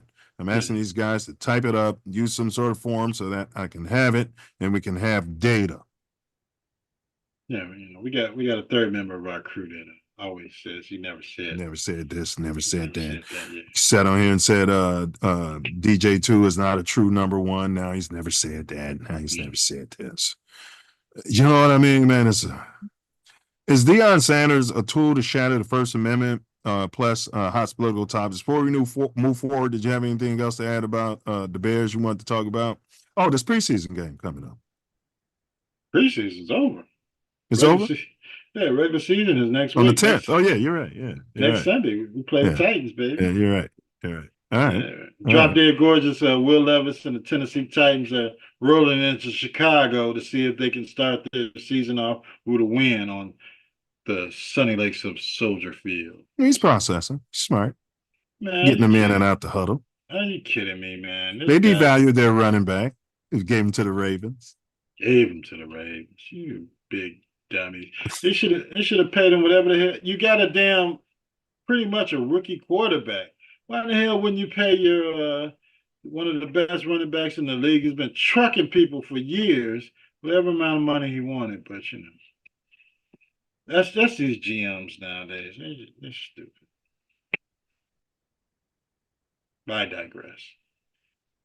Yeah. There's no way I would have let Derrick Henry out of just like Saquon Barkley. I mean, come on, man. Come on, man. This is your offense. Your running game is your offense, Tennessee. Your running game is your offense, New York. I don't know how much. I know y'all love these drop dead gorgeous quarterbacks, but damn it, pay the guys that are. Whenever Brady won, he had a strong running game and a strong defense. Yeah. Now you're running this drop dead gorgeous quarterback out there with no respect for your running game. What the hell you think these damn defensive ends are gonna do? They're gonna run past that little damn that pump running back trying to block him, or anybody trying to block him and go right to the quarterback. I mean, come on, man. It's common sense. Air quotes gave a roster grade A-. I'm listening to the meatheads, local media. Mm-hmm. Yeah, they should be limiting Caleb to about 23 to 27 throws per game. These are the same meatballs who's talking about Justin's got to go out there and throw it 30, 40 times a game when we were leading the league in rushing. And we've been saying on Mouthpiece Included, Justin should be throwing about 25, 30 times a game, but he's got to throw for 300 yards. He got to break Bears records. He got to, you know what I mean? We got to run the ball. We got to run the ball down these teams' throats until we get to the fourth quarter. They're bending over, throwing up on the sidelines. And then we can throw these little dink passes, little pass to the tight end for touchdowns. But we You got do DJ that Moore. too until the offense gets more comfortable in what you're running. You'll know when it's time to start throwing the ball all over the field. You know what I'm saying? Bro? And you knew our offensive coordinator was an idiot. Come on, I don't think man. well, that was all part of tanking, bro. I'm looking back on it all, bro. Yeah. We all said it made no sense for a brand new head coach to bring in inexperienced coordinators. Yeah. On both sides of the ball. Now, by the time we get to season 2, through the end of season 2, they're both going. One is, funneling the doors at Hallis Hall, whatever the hell was going on. And the other guy just had absolutely Allegedly, we don't know what was going on. we don't. Allegedly, he was following the doors at Hallis Hall. And Luke Getzey, we knew had absolutely no idea what the hell was going on. Lou Getzey would have been the only blonde-haired, blue-eyed guy in the slow classes at William H. Ray School. I'm sure of that. And they let him do his thing the entire season. They let him go to a game and throw 7 screen passes in a row, and hopefully we had success. I would have fired him after that game. I would have fired him then. Yeah, well, we have a history of not doing that. Yeah. All right, I want to just go through an article real quick. Scotty Shifty Scheffler. He's number 1 in the world. Yeah, Scotty. I think he's winning this weekend too. Go ahead. Yeah, it should be in jail. So they dropped the charges. He never showed up to court once, never had to. Drop dead gorgeous. Yeah, some sort of rules they got out there. So they've been dismissed. Jefferson County Attorney Michael Connell asked the judge Wednesday to drop the charges. They said he had a misunderstanding with the cop. Stop. Which is corroborated by the evidence. Based upon the totality of the evidence, my office cannot move forward in the prosecution of the charges filed against Mr. Scheffler. They know they can't find a jury that's going to convict him, unless you had a jury full of the brown people. Scheffler said in an Instagram post Wednesday that his May 17 arrest and jailing was an unfortunate misunderstanding during a chaotic situation. If you remember, I wish to put this incident behind me, and I hope the officer will do the same. Police officers have a difficult job, and I hold them in high regard, except for the black ones, end quote, allegedly, in my opinion. Scheffler had been charged with a felony for assaulting a police officer with his vehicle, along with 3 misdemeanors. The arresting officer, Detective Brian Gillis, was outside the gate of the Hyla Golf Course directing traffic after a pedestrian death. He encountered Scheffler. Video of Scheffler in handcuffs being escorted by the officers quickly spread from the internet, followed by a mugshot of Scheffler in an orange jumpsuit. O'Connell said Wednesday that his office thoroughly reviewed all the evidence before deciding to dismiss all charges. The evidence we reviewed supports a conclusion that Detective Gillis was concerned for public safety at the scene when he initiated contact with Mr. Scheffler. However, Mr. Scheffler's actions and evidence surrounding their exchange during this misunderstanding do not satisfy elements of any criminal offenses. Scheffler was not aware there had been a pedestrian death, and several PGA marked vehicles like Scheffler's were able to enter the course without a problem, O'Connell said. But a passenger bus attempting to enter was halted and told to turn around. Gillis was on the scene, stopping vehicles so the bus would have room to pivot, and Scheffler's car was among the first to reach the point where Gillis was stopping traffic. Gillis said in a police report that Scheffler then refused to comply and accelerated forward, dragging Gillis to the ground. Gillis said his uniform pants were damaged in the fall, and he was taken to the hospital. A surveillance video released by 12 in Louisville last week showed Gillis pursuing Scheffler's vehicle on foot and stopping him from entering the course. Scheffler is later yanked from the car and cuffed, but the video did not show Gillis's first contact. Gillis has been disciplined, so the cop got disciplined for not flipping on his body-worn camera, which he shouldn't have any control of while he's on duty. Now, if he's on a break or at lunch, okay, right? They got a bunch of terabytes. They can film as long as they're damn working there. Cameras should be. Yeah, I agree, but I say they should be able to have their breaks and lunch. Breaks and lunch, yeah, absolutely. personal conversations and stuff. Yeah. Talk to their family. It's none of my business. All right. So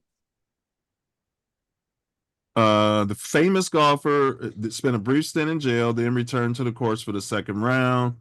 The more evidence that comes out, the more it shows that Scotty was a victim here. Yeah. So they're saying the pink man was the victim.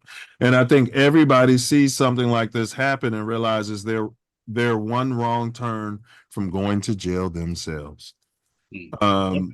There were grounds for a civil lawsuit against the Louisville police, but Scheffler is not interested in pursuing litigation. Scotty doesn't want the taxpayers of Louisville to have to pay a dime. This is bizarre. Oh no, I'm at the end. The events that led us here today began with a tragedy, and my hope and attention will be paid to Mr. Milz and his life. I guess Mr. Milz, no relation, is the guy who got run over. This gets even more bizarre. Romain said he has spoken to Mills' family. No, he hasn't. To extend condolences. These kind of tournaments can't go on without people like John Mills working out there. All right, fella. Unpack that. Now, I believe when this event took place, you and your other co-hosts were saying he should be prosecuted to the fullest extent of the law, and I said that it's probably going to get dropped, and the community and the golf course is more concerned about the PGA and them coming back sometime in the future more than they give a damn about this colored 12 and his PGA. statement. You mean the Privileged Golf Association? Absolutely. Coming back as opposed to this melanated officer and his views of the situation that happened that day. And according to that article, I was absolutely correct in my assumption of what would happen. The charges were dropped and they filed. Don't you sit there and insinuate that I thought anything different? No, well, I mean, I have to go back and watch the video. Yeah, I never insinuated that he was going to go to jail. The whole thing was privilege at its best. You know what I mean? It was what the whole show was about. What are you talking about? Just sit there and like I sat here and said, they're going to lock his white ass up for that. No. That never came out of my mouth. Yeah, I will have to go back to the tape. I'm going to go back and see what you guys insinuated at the time. Maybe it was D, so I don't know. Now, I could believe that. but I knew pretty much the charge was going to be dropped, and they were going to flip the script, and that's exactly what they did. And Scotty Scheffler's on his way to winning $25 million this weekend in the Tour Championship. He was up five holes at the beginning of play today. He's the #1 golfer in the world, and the PGA doesn't want to. Just like when Tiger was. So he's a victim and a hero because he doesn't want to sue and rightfully get money for the wrongful arrest. Yeah, because everybody said, let's move on. We'll take care of the cop, and good luck to you, and we'll see you the next time the PGA comes down here for a tour. Now, I could be naive, but I don't think they even have a civil tort to stand on because it's a preponderance of the evidence at that point, and more depositions can happen, and more people can be deposed, and they're going to be asking questions like, well, why didn't you just stop? Who's going to file the civil charge? Correct. That's what he's not. That's what I'm saying. Yeah. But they're spinning it like, I'm not filing a civil suit because I don't want to bill the taxpayers. You're not filing the civil suit because you're gonna lose. Yeah, plus you're rich already. I mean, what are you gonna win out of filing something against this shithole town? And they said, hey, they've already made the agreement. His lawyers talked to their lawyers, and their lawyers talked to his lawyers, and his people talk to their people, and their people talk to the PGA. The PGA talk to their people. Yeah. And all it is, we're going to get the charges dropped. We got you two back on the course the next morning in time for you to play. And this is all over. And it's going to blow under the wind like it did. And let me say, just because charges are dropped doesn't necessarily mean you have a civil tort. It just means that they're saying they didn't have enough evidence in a criminal case, which is based upon a reasonable doubt. Dead gorgeous. Well, yeah, which should be based upon reasonable doubt as opposed to the civil tort. There's going to be a preponderance of the evidence, and a lot of people don't want to go to civil court because you're opening up Pandora's box out there. Yeah. Plus, I think did he win that week? I think he won that week. It didn't matter. He's already rich. Yeah. He's gonna make $25 million today. All right. Y'all know it's that time for the Mouthpiece Included MEP speed round. It's that time, bro. We got some great stuff lined up for the MEP speed round. Speed round. Okay. I'm ready. All right. But before that, we have a butt. We have a butt. Shout out to the sponsors. In the morning, 97.1 FM. Weekends in the morning with Weenie in the butt. WQHG, Brisket. 97.1. Like, share, subscribe. In the morning, cool weekends. FM. Weenie. And the butt. Manic Monkey, 97.1. Thanks, Karen. Weekends in the morning. Shout out to the sponsors. Weekend long. Weenie and the butt. In the morning. On the radio. FM, Dickie the Punchline Donkey on Cool 97.1. On the radio. In the morning. FM. WQHG. Cool weekends. In the morning. On 97.1. 97.1. Weenie in the butt. 97.1. In the afternoon. In the afternoon. Oh my God. WQHG. Turn it on and rip the knob off. You're listening to the radio. We have a butt. That wasn't actually that bad. Shout out to the We have sponsors. a butt. Yeah, big ups to the sponsors. Karen, let's get the timer ready. Cue the camera. Thank you, Karen. All right, fella. This is the MEP speed round. It's all about speed here.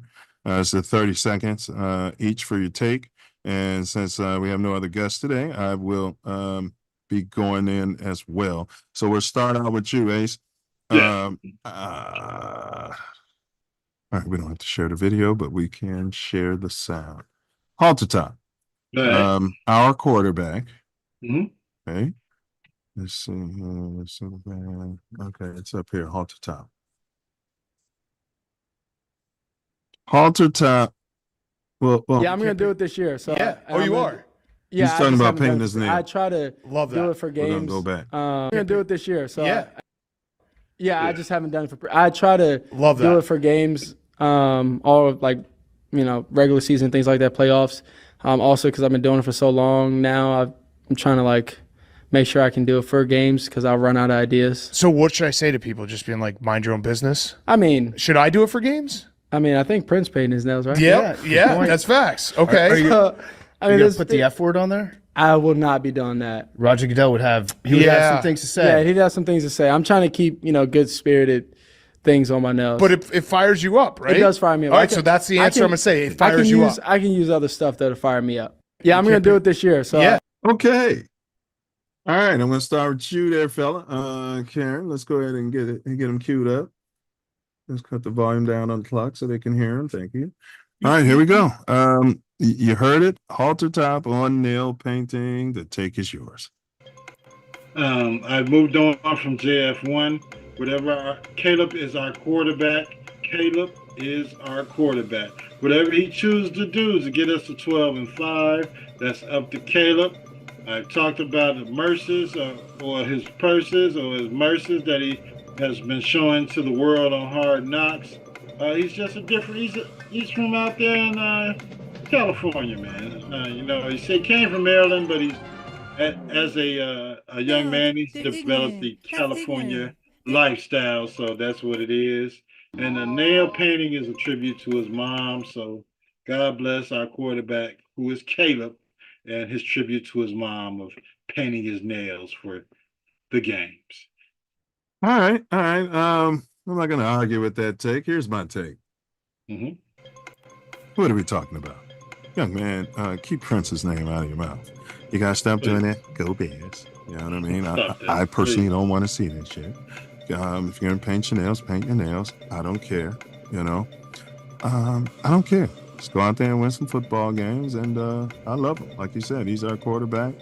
I 100% love them. If that's what it takes to get you up and ready to play your best football, that gets you in your zone,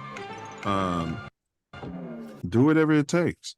And I would say, giving away my ideas again, one of you big nail companies would be real stupid not to sign them to a deal.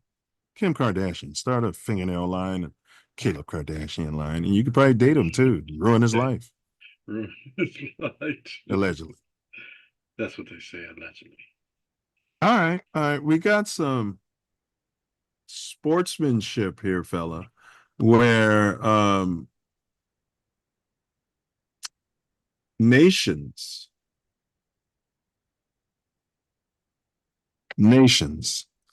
I gotta share this. Yeah, China and the United States got down in baseball on the little league level, right? And a kid showed some I don't know if I have it. All right, we're just not gonna post it. But there's a colored team. They beat the brakes off the Chinese team, and one of the Chinese players in Little League Baseball was crying and disheveled. And, they're a disciplined nation. They don't have any feelings, in the pink man's opinion. That's what I've been taught. You know what I mean? They're more disciplined. They like math and stuff like that. We got Asian hate bills. But this young man, I don't know if he's from some shithole neighborhood. You know what I mean? Maybe he's from beautiful South Side, West Side Chicago. I forgot what team it was. I think it was the Florida team. Yeah, his own teammates wasn't over there consoling him. His coach wasn't consoling him. But this young brother went over there and held that young man up, told him to keep his head up. I don't know if the China kid understood one word, but he felt it. Not a damn word. Yeah, don't have to say a word. Maybe he didn't say anything. Yeah. You know what I mean? But he felt it. So that's what we're going to cover here. I had the damn photo. Don't know what happened to it. Okay. Hold on. This picture is 1,000 words.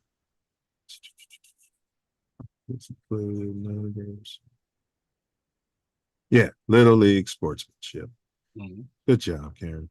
What would we do without Karen, bro? Try to show move on quicker. I do a lot less time, that's for sure. Have your job a lot more. There it is. I mean, look at that, bro. Florida consoles Chinese type pie. And those kids, I've never seen those kids console us. They're out there to kill. Yeah, a lot of them probably 40 years old. I I mean, look at that. And look at this kid trying to protect him, make sure, what's he doing to him? All right, I'm going to give my take here. Let's start to share. What do you think? Yeah, get the clock going here. Come on. Is she in the bathroom again? Yeah, call the cops. All right, here we go, ladies and gentlemen.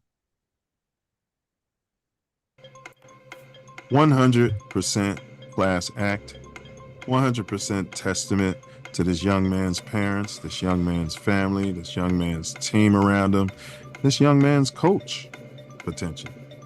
Class act 100%. All y'all kids out there shooting at each other and all you adults out there making war, learn something from the youth sometimes. Let's keep that up. All right. That's my take on there, fella. Yeah. All right. You got 30 seconds. You saw the photo, Karen. Take me off camera here. You're on. Yeah, being part of the Little League fraternity, especially majority copper-coated Little League fraternity, I know what these kids go through to get to the World Series and to get to the championship game and get to the World Championship game.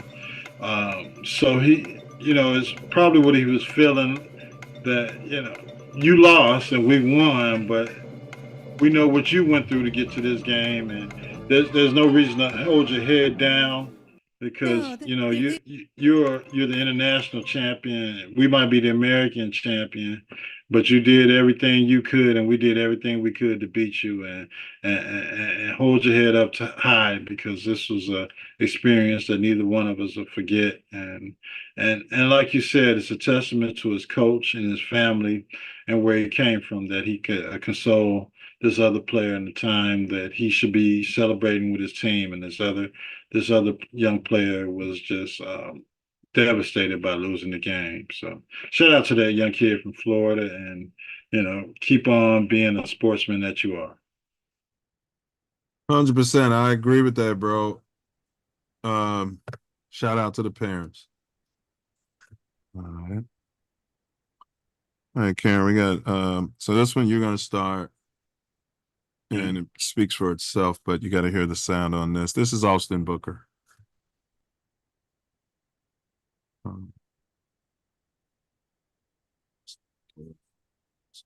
Fuck Green Bay. All right. Fuck yeah. Let's go. That a boy. Awesome. Awesome, Booker. Thank you again, man. Appreciate it. Thank you. Anything you want to get out there before we wrap up? Shit. Fuck Green Bay. All right. Fuck yeah. Let's go. That a boy. Awesome. Awesome, Booker. Thank you again, man. Appreciate Thank you. it. Okay. Anything you want to get out there before? All right. Your take first. That a boy, huh? I'm about to be on his ass. That a boy to Austin Booker with the FGB. Maybe we'll get our co-host Diesel involved in the FGB. You don't do that. Of Chicago. Man, get the FGB out of here. But hey, if that's what it takes to put yourself in the middle of this rivalry and make sure that you go out there in FGB when they come to Chicago, and when you go to Green Bay, that's what you got to do. He knows of the rivalry. If Simone Biles don't know about it and her husband don't know about it, they'll know about it after going through game one of Bears versus FGB. So, in the words of Austin Booker, FGB. All right, I love that take. Karen, kick it. Well, first off, I'd like to second that emotion. FGB, they are watching. That's a phrase we love to say here. FGB, 100% down for that. Diesel, are you listening? The players know it. They say it. Love it. Based upon that statement alone, I'd start this kid on the other side of Montez Keith Sweat. All right. Gonna make you sweat, baby. All right. So Northwestern, the Wildcats, Drop Dead Gorgeous University, and Drop Dead Gorgeous, Evanston, Illinois. Lakefront, Chicago. School of Higher Learning. They got a lot of Ivy around there too. That should be a sign. You know what I mean? Stink. But no, I mean, a lot of us have graduated there and gone on to do beautiful things. Great university. Yeah. It's a pillar. I can't say city of Chicago, but the Chicago area. Mm-hmm. Remember we reported when the cheerleader was talking about there was some Sanduskying going on. In the program, and what she was specifically saying is it's the boosters and the trustees. They come around there and grope them, and she had a lawsuit, but she dropped the lawsuit. No one gave any explanation why. They just said she dropped the lawsuit. So got to check. Good question. But we're starting with me. All right. Yeah, that's my take exactly. Was somebody paid under the table? Or is it the fact that there's no evidence? Was this a cover-up from the big university? I mean, it amazes me that the journalism is so lazy that they left all of these questions unanswered. And I want to take the end of my take, something I forgot on the previous take. That pink guy saying that a boy to Austin Booker, because Austin Booker looks like some sort of mulatto. You see a boy, whoop his ass. That's what you got to add to your into your FGB. Yeah, add that to your toolkit when you're dealing with those guys from those suburbs and those Chicago areas, because all non-skin folk ain't kinfolk. Yeah. They love to say things like boy and stuff like that, slipping in there. N-words. Uh-huh. They have a couple of beers and then the Yeah. N-word in. They said it with the A. Yeah. They like to start talking about monkeys and apes and gorillas and shit. Think it's all funny. And they'll laugh and say no disrespect or, start cracking and joking. Yeah. Until you start choking them and then they want to file a lawsuit. Yeah. Or you choke them intellectually and start talking about Neanderthals and how some people may have crawled around on all fours in caves and washed up in the bilge of the same water they pooped and shit. You can do that and then it shuts them up. And the Morris came and showed you people how to wash up. Be civilized. Allegedly, in our opinion. All right. We got I want to take the cheerleader controversy. Here we go. It's quite amazing, especially with the amount of journalism and the horror and this taste that they have for this type of action going on at universities, that it wasn't further research, and the fact that she dropped the lawsuit, I guess it was just a civil suit. So once she got paid or was talked to by the university or consoled by the university and got to the results she was looking for, they must have said, we're not going to go any further. But for the fact that the journalists in the Chicago area, the news stations, even on the Northwestern campus, she could have been threatened by the Gangster Disciples. Go ahead. Didn't have paid for by the university. Have any more questions about this situation is quite astounding. So. What would motivate a person, if it was true, to just drop that? Yeah. Well, I know they're in the middle of building a new stadium, and they built a temporary stadium right on the lakefront while they're building a new $600 million, $1 billion, whatever $1 million stadium right there in Northwest University, Kansas campus. And they probably told her, we don't need this going on right now, and we're going to take it from here and let's shut this down. That might be having something to do with it. I don't know. But nobody asked the questions. All right. Picture says 1,000 words, and this was posted by ESPN. I have not altered this photo at all. Save your take. You're going first. Just need you to respond to that picture there. You see where the table is. It's how it's done. And all right. Save it. No. All right. I'm not seeing the photo. Oh, you're not seeing it? What are you seeing? Nothing? I see the mountain and the. Oh, I got the wrong screen. Yeah. My bad. No worries. You seeing it there? No. Yeah? Oh, yeah. Air Caitlin. Yeah, you see that? I haven't altered it. I didn't add that. They got that little, all right. All right, so here we go. And you saw Air Jordan. All right. Karen, this clock going. Yeah, get the sound on the clock there, fellow. Thanks, Karen. Yeah. Get off the phone. Everybody's not a criminal. And I know he's black. Gotta go through this. We talked about it. No, they're ignorant. Air Caitlin.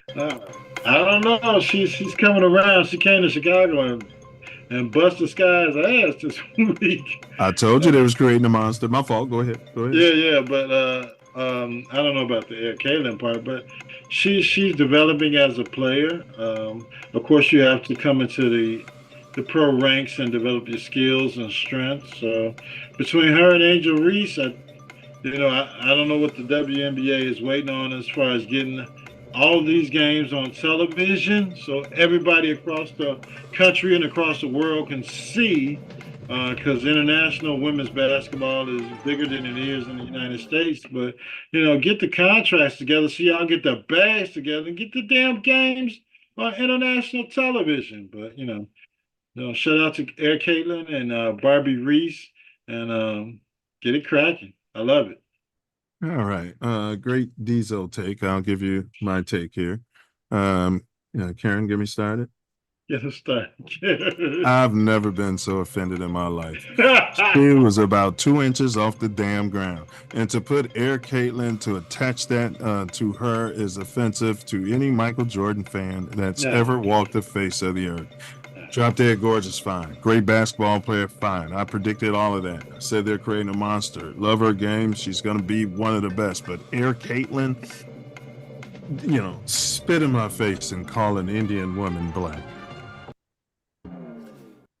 All right. I don't think it had anything to do with Air Jeffrey Jordan. Are you kidding me? It was. Are you kidding me? It was just a quick reference to her. Are you kidding me? They showed her in the air. There was a quick reference to her being 2 inches off the ground. Okay. Were they being ironic? Yeah, I wouldn't take that as a comparison to Michael Jeffrey Jordan. I wonder how Mike felt when he saw that. He's probably still laughing. Probably pissed his pants. He's still laughing at Anthony Edwards, so he is sometimes laughing up crap like that. All right, we got some fair use here. Fair use. This is right in your backyard, Ace, and then we're going to react to it. Jackie Robinson West captured many people's attention during its 2014 Little League World Series run. A decade later, one of the players is sharing the life lessons taken from that experience. Sean Lewis has the story. All right. A decade ago, they were the team to beat. Back to the pitcher, double play ball. The players of Jackie Robinson West made it from Chicago all the way to the Little League World Series in 2014. Their story inspiring thousands to watch and root for Chicago's very own. From there, it just seemed like nobody can beat us. Brandon Green was on that team. Me and my teammates, we work hard all year long. A player, just a kid then, and now a recent college graduate. Camaraderie. Sure, I was with a bunch of people that I had been playing with and against since I was knee-high to a duck, but it's just being able to navigate, being able to network, being able to meet people. Like, I still talk to people that I met in the Little League World Series. His memories and experiences are now part of this new book, C is for Champions. It's comprised of character traits that I think that everyone should be able to have in their life. And I think that if you honor and hone these traits, that you can be successful in life. The book takes those lessons he learned in those formative years of team building and was written during the most isolating moments for many of us, pushed by his mom to do more while he was home from college during the COVID lockdown. Yeah, man, we got to do something about this. You need to get creative. We need to do something productive. Yeah, and when I went back to school the following semester, after everything was lifted, sit around here playing that's when I Grand Theft started Auto. to really get the groundwork for the book. A book, he says, that shows how building character is an important step in life, a way to build a champion. Woo, look at that stretch, boy. Written by a one-time champion himself on the Little League field. Sean Lewis, WGN News.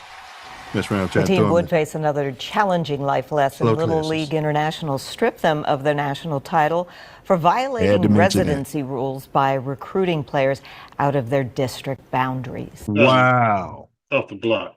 Wow. Now you see how they can do their journalism there. Yeah.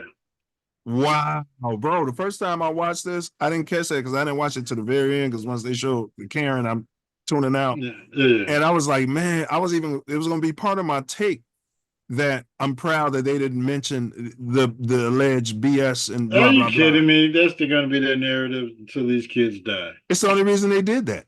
Yeah. Well, yeah, let me hear your take. Hold on. We'll start with you. It's got to make you feel good, though, bro. You know what I mean? Yeah, I mean, hold on, go ahead. Yeah, I'm going to start the clock for you, bro. Hold up. Advance. Audio. Okay. All right, here we go, bro.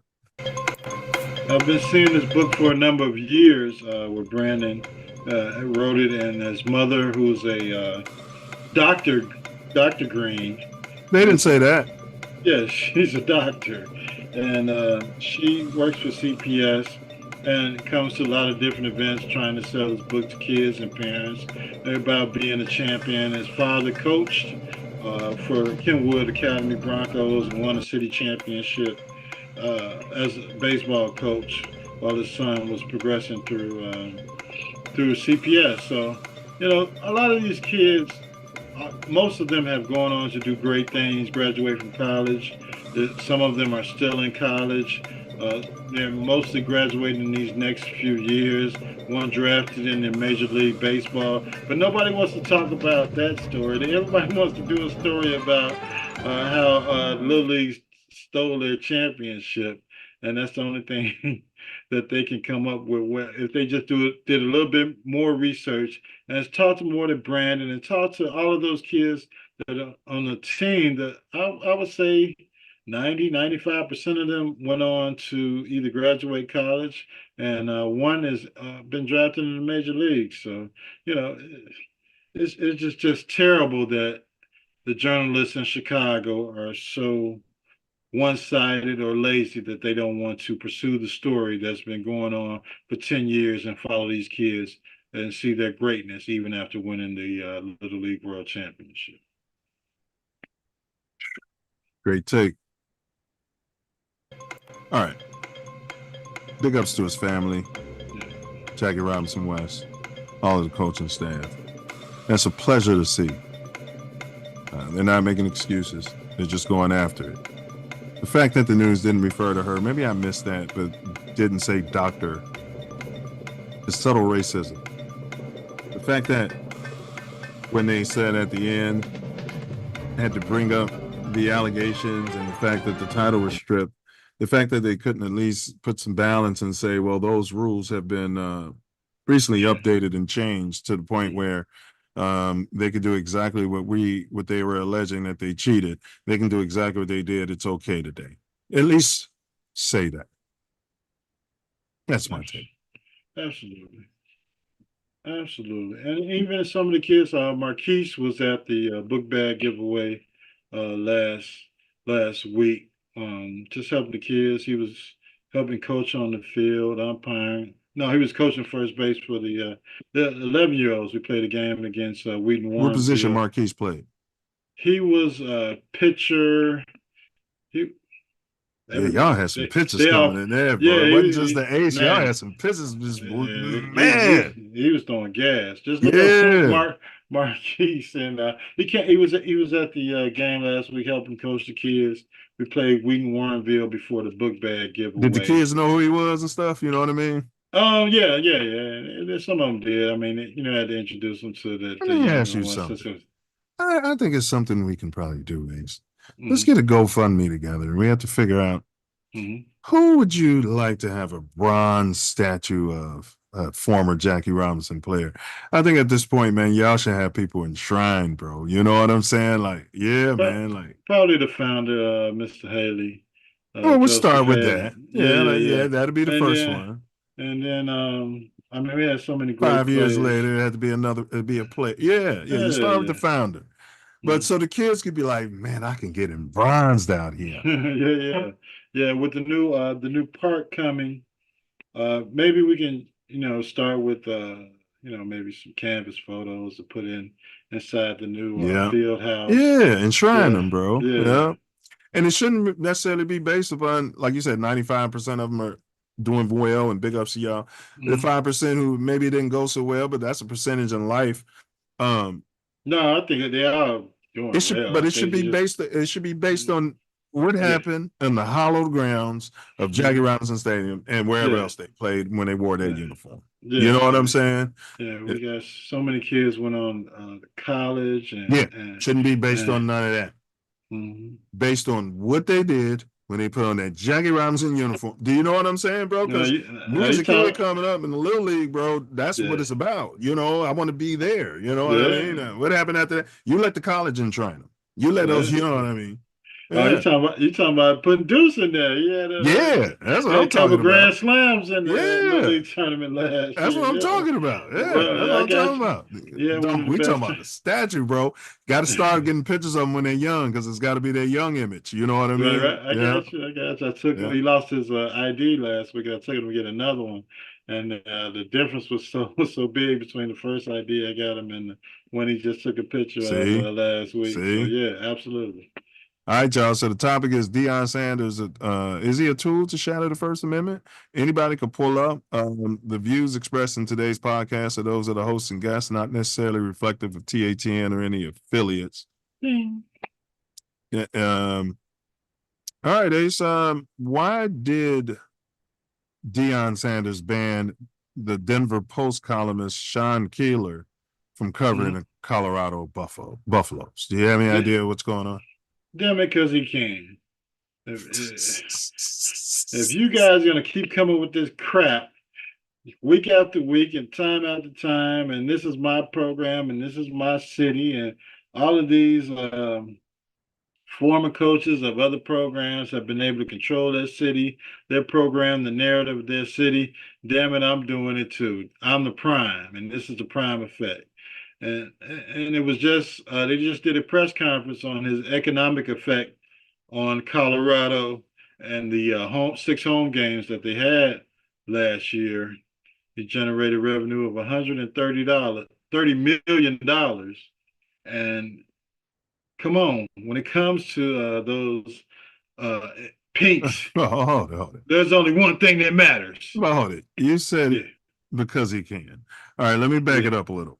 The United States First Amendment provides that Congress shall make no law respecting an establishment of religion or prohibiting its free exercise.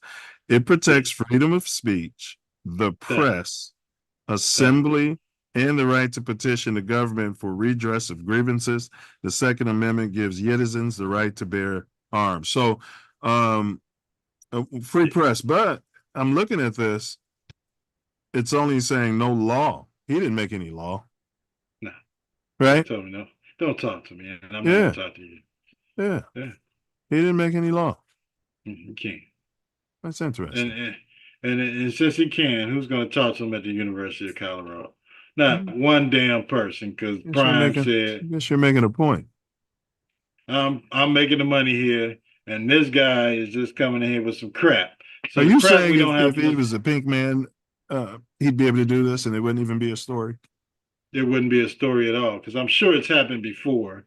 I'm sure Nick Saban has done it. I'm sure to some Urban Meyer has done to some local beat reporter. Get that son of a bitch out of here. And if you see his car on campus again, set it on fire. Tow it. I'm sure it's happened before. Let's get Jimmy's Recoveries over there and tow it.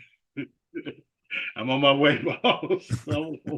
Where's he parked at? What color is it? What's license plate? I got it. I got it. Tell me you got to come to the south side to get it. Well, according to the narrative, Prime banned Sean Keeler due to his dissatisfaction with the columnist's coverage of the team. Sanders felt that Keeler's reporting is unfair and it was inaccurate, which led to his decision to restrict his access. This action has sparked a debate about media freedom and the rights of public figures to control their narrative. He didn't ban him from there. He told him you can come, you just can't, you got to shut up. Yeah. He told him you can come. He didn't ban him from the press conferences, but you're not going to be in here asking these questions our meathead media, be asking people. And I'm sure it's things that African American journalists have had to go through and endure for years at other universities. If you want to flip the script about their place in line of where what questions they can ask and who's the head journalist in the building. So it's University of Colorado. He's the head coach. And you're in his media room. So if he says that your questions aren't viable here after my games or during my games or during my media events, then good luck to you. Maybe you can get somebody else to ask a question for you. Yeah, well, Stephen A. Smith and this person, he came to the defense of the beat writer, Paul Feinstein, is it? Yeah. Finnebaum or something. Yeah. Finnebaum. Finnegold. Yeah. What is it? Okay. Yeah. Well, he was on Deion's ass saying that basically, and then other pundits have said it, and Stephen A was basically saying that Deion should be able to handle it differently. In other words, it's something I've talked about either on this show or the Self-Love Show. We as a community have to learn the simple response, no comment. Next question. You know what I mean? Yeah. You got some jackass always asking you loaded questions. Or the way you see the way what's his name? He's got more experience. The coach of Pittsburgh, how he handles the media. They don't be asking those questions. Yeah. He'll tell them. The NFL's different. Yeah. And he's got more experience. You can't come in a locker room. Just you won't get a credential. But well, those local beats, because I'll be watching the Pittsburgh feed because I'm a JF1 guy, so I'll be watching their feed, and they have people asking him jackass questions, or if he's there talking about the quarterbacks, they'll be like, "How do you feel about the offensive lineman who ain't signed yet?" You're gonna ask me about that? I'm here to talk about the quarterback, and I'll be wanting our coaches and people and our players to react like that. Right. But we feel like we got to answer every damn thing. Yeah, and you would think this many years of being in front of the media that Prime would have that kind of polish, but sometimes it gets to the point where certain individuals that you're like, FGB, and I'm not answering any more questions, and you're basically banned for asking me questions. But the guy doesn't like him. He called Prime a bully. He said he alleged the players and all the coaches are walking on eggshells. That's the type of stuff that Prime is talking about. And then he's saying it doesn't work. Where do you get that from? Yeah, he's saying it doesn't work and it loses. And so basically the guy's coming off to me really like he's trying to get that N-word fired. Yeah. You know what I mean? Like he has an agenda. And even he has an attitude. He's huffy the way he's asking the questions. Mm-hmm. Yeah, you're talking about a coach that came in and saying, he's bringing in new players. They were 1-11. Go ahead. Yeah, they were a one-win team, and people were offended when he said he was coming in with players, and he's getting rid of these players that won one damn game the year before. A lot of them were pink. They went up to 4 games, and they were like, "Oh man, it was a failure of a season." Because they won 4 games as opposed to 1, and now he's in his second season. He's trying to get to bowl eligible, and it's just, I guess it's got to be tiring to hear the same crap about something, and especially in a program that you're turning over from a 1-win team to possibly being bowl eligible this year. Well, Paul Feinberg, my bad, and Feinberg and Stephen A. Coon, their take was more, this is just a poor beat writer. And I'm like, man, have they seen it and heard the back and forth? And they had, because they played it on their show.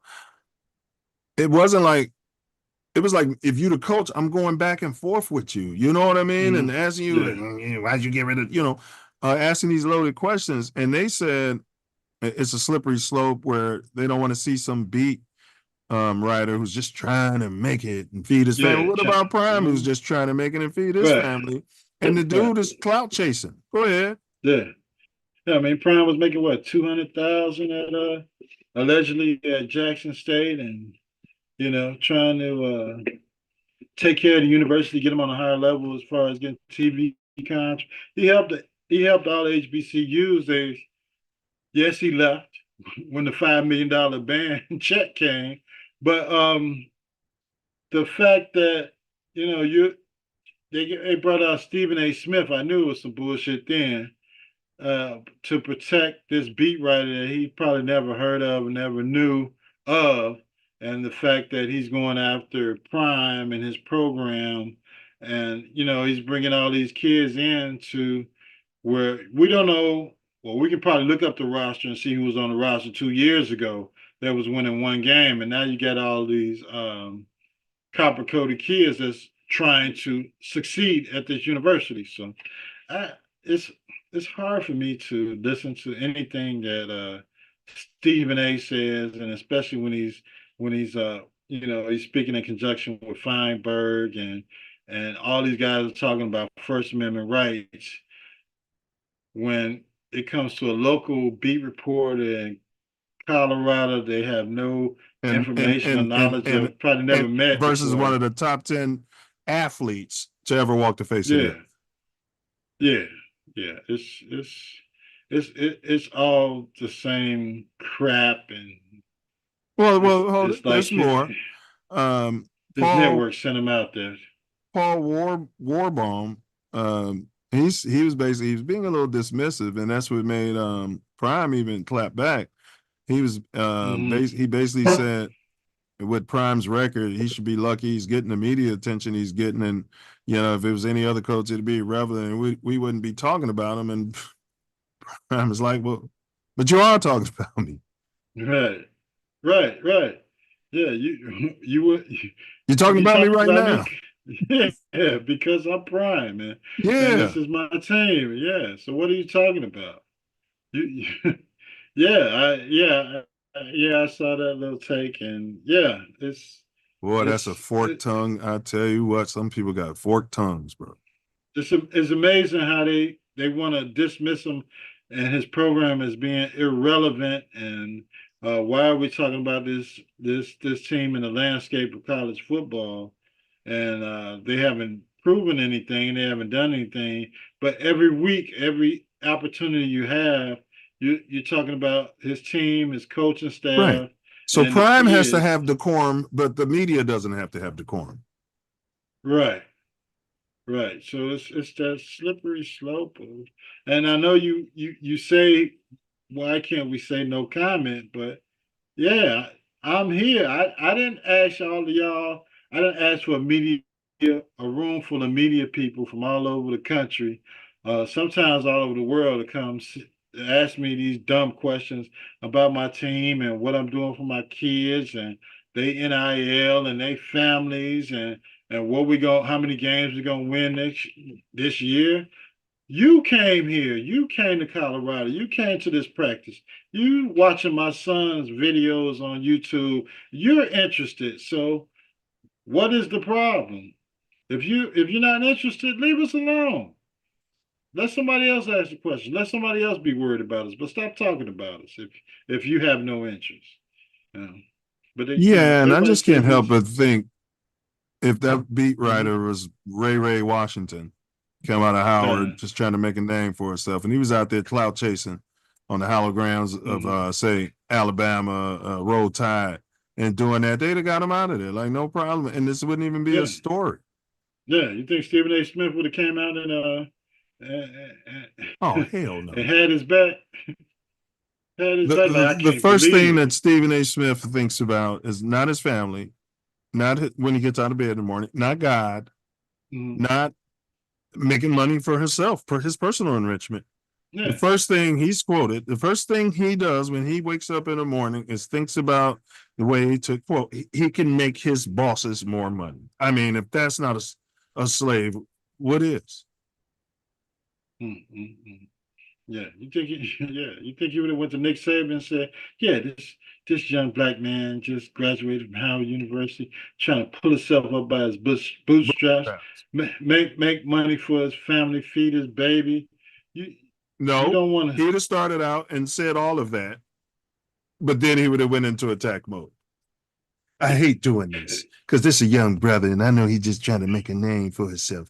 But you got to have some decorum. And when you going in front of them bosses at a program, I mean, Deion Sanders, if he was white, did you know what he's done for the NFL? You have to. When I came in this business, I was humble. Now, as I made a name for myself, I was able to have more cachet. That would have been his take. Yeah. It had both of it wrapped up in a word salad, and ultimately he'd have been attacking a young brother. Ray Washington. Ray. And potentially his parents, too. Would have started talking about his parents and shit. He must have came from a one-parent household. No parent house, so he was an orphan. Yeah. And then poor Max Kellerman would have been trying to, add some balance to it. And he cut Max off. I'm the only black man on this panel, and I speak for all black people. But then you speaking for brothers when you say the first thing you do when you get out of bed every day is that's think about that's your guy, Stephen A. Come.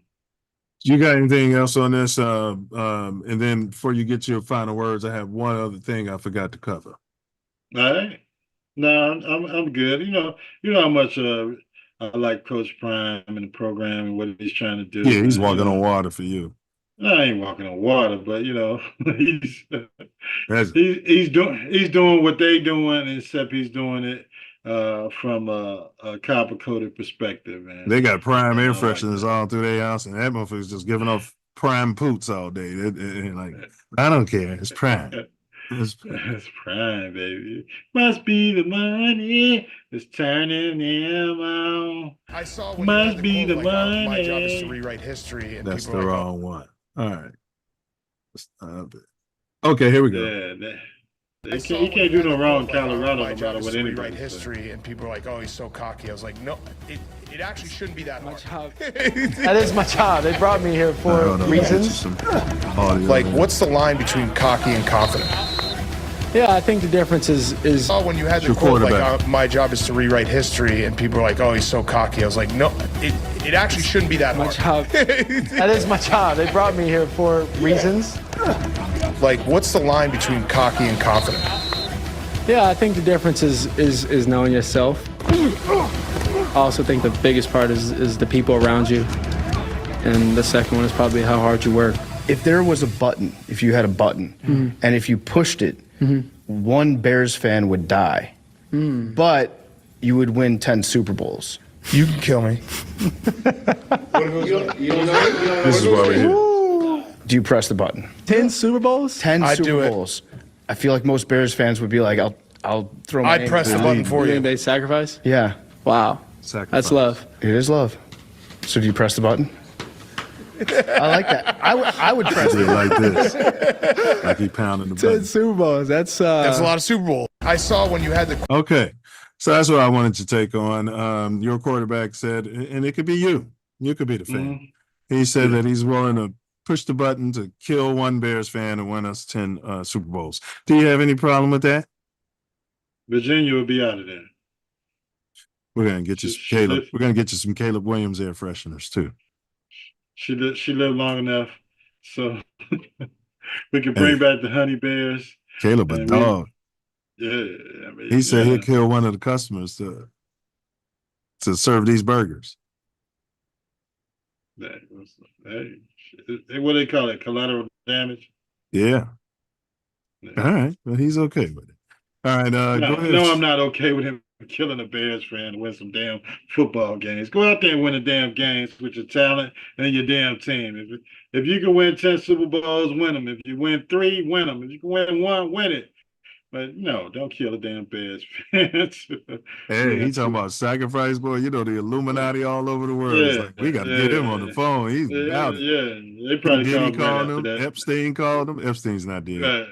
No, Chris, it's not. They probably called him right after that show. It was like, yeah, Allegedly. we got a proposition for him. Yeah, allegedly. But and wrap it on to your final words. After you finish with that, go to your final words, bro. yeah, that's like taking your talents to South Beach to win a championship when you could have just stayed there in Cleveland and got better at one. I'm going back home. Yeah, I think Caleb just wants to win. That whole situation was just a joke, and they're prodding him probably for you're right, for the aluminum booty to get him to say what they want him to say to win the championship. Something they can pull out in some years past after he wins one. They probably initiated him when he was out here in LA. That's why he had to come out here. But go ahead. But I think the Bears are on a good path as far as winning the championship in the next few years. They're setting up the team draft pick wise. We got a big draft coming next year. So, if they get, their playoff experience this year, which I predicted with their record, and get on to the playoffs and maybe have a chance to win the NFC, if they do it this year and then they come back with another strong draft next year and put themselves in a position to win next year, the Bears, they're going to do it. Caleb is our quarterback. We're set up in all of our rooms. All we can do with the contracts we got now is get better and the next off season. So go Bears. And no more mercies shit. and no more no more mercies and no more go Bears. We gotta get him to start saying bear down. I know he wants to come up with his own damn moniker for being the quarterback of the Chicago Bears, but no more Sorry to mercies. interrupt. He's not going to be on Saturday Night from Koufax talking about go Bears with his nails painted. No, then there's going to be some shots going, but he's not going to be on Saturday Night for Colfax. I'm going to try and give him 107th and Morgan, and to visit Jackie Robinson Park, and say hello to the kids. That would be great. Yeah, you should contact these people. They might. I'm gonna try and get in contact with him since the guy in Kansas City wants to buy chicken wings to get this woman out of jail. I'd call him too. At least the Chicago Bear quarterback can come here and commiserate with the kids, and I'm sure he'd be willing to do it. So go Bears, go Prime. You better tell him not to wear no halter top when he come out there on 10-7. Now, the halter top, I've learned, is a man's bra. It's an analytical device that a lot of these schools are wearing to test the analytics of the players while they're practicing. Yeah, but can't you wear a T-shirt over that so you don't look like a little bitch? Unfortunately, some of them most of them now are wearing T-shirts over the halter top or under the halter top, so they're not being seen as wearing a halter top. They're wearing an analytical device. I don't know why him and Kyler Murray came out with the. Well, he's got a picture in a full length dress. So, I mean, who's that? Caleb. Oh yeah. Well, so does Dennis Rodman. They said Dennis was okay too. Yeah, and Prince did it. So. Prince painted his nails. Anyway, leave Caleb alone. He's our quarterback. Hopefully, he gets all that worked out in his household, and they sent him out to California for a reason from Maryland, and go Bear, bear down, and leave Prime alone. Let Prime do his thing. He's got this last season with both his boys on the university campus. We'll see what he does after this. Shit, Shador snapper, and they ain't talking about that. How he brought that two-way player along. Oh man, that kid, man, did you see him? Travis Hunter. Yeah, he told Prime. He was a dog. He said, "Give me the ball if you want. We gonna win. Give me the ball. We gonna win, bro." Throw it to him, man. I don't know. The guy was pushing him with two hands. He reached back, caught the ball with two. Hands. Yeah, but Shador also checked out of the run play when all they had to do was kneel down 3 times and they would have won the game. Threw a damn pass. I don't know what that was all about. Why is the narrative that this guy's been playing high level? He could be a first-round draft pick as a receiver only and as a corner. Why is the narrative that he's going to have to choose and he can't do that on the next level? He's proving. Yeah, he can do it. That's how you coach. Like, if I'm him, I wouldn't go to any team that's trying to pigeonhole me and say, we only want you to be the corner. No, I want all this money. Yeah. Now, man, have you seen him hooping? Shit. What? No. Yeah, he plays some ball. Yeah. Wow. Take so it to the rack. Yeah. He's definitely a freak of nature. He can take it to the rack and dunk right on you. Hey, we got our quarterback, but we'd have had so much draft capital next year, bro. We could have been bringing him in the DB room and telling him, look, we don't need you doing so much DB. You're going to play DB. We're going to have you in them situations, them known pass situations. Yeah, yes. But, yeah, we're going to develop you. Yeah, you're going to do – wow. Then I'd move off Velas. We got 2 number 2s. We can package them up and move up to get number 1. You ain't packaging. You ain't getting him. No. You ain't going to get him. You ain't packaging shit for him. Now. Polls on the phone. I would probably consider moving off Velas if we got him in next year. If I'm coaching Velas, bro, listen, if I'm coaching Vilas, I got him in the cornerback room too. I got him in the DB room learning. Man, Vilas if I get Jones. Travis Hunter and it's a choice between Travis Hunter and Vilas Jones on the first thing smoking. I'm saying, but you're not listening. I'm training Vilas right now to play some corner. Even though we got that DB room, I'm having Vilas in the DB room, the special teams room, the running back room, and the wide receiver room. No, he's not messing with my cornerback room. He's a Swiss Army knife. The Swiss Army knife his ass into the running backs room and try and hopefully he can catch a damn kick from the kick return or whatever position he plays. He just got to get his eyes checked. I bet you it's something simple. They did say that he needed glasses and all this. Yeah, put the damn glasses on, kid, and let's catch the ball. Get off Vilas. You guys are going to eat Vilas crow, and I'm just setting you guys up. I'm ready. I'm ready, and I'm willing to. I'm like Steve Harvey. I'm throwing you alley oops for the crow. Vilas was the last player on the draft on the 53-man roster board. So we'll see what he does this season, and hopefully he doesn't have that problem next year, unless we get Travis Hunter in here. Yeah. He's a Poles guy, and he was drafted above the fourth line. He's safe for fourth round. He's safe till the contract runs out. But I'll say this, man. I came into this, because they like to use our plight to trample on freedoms in this country, which ultimately tramples our freedoms. That's how I more came into it. But then when I literally looked at the First Amendment, I said, well, this guy's not making no damn laws. This has nothing to do with any of this. Are these people reading this document? Do they understand the words?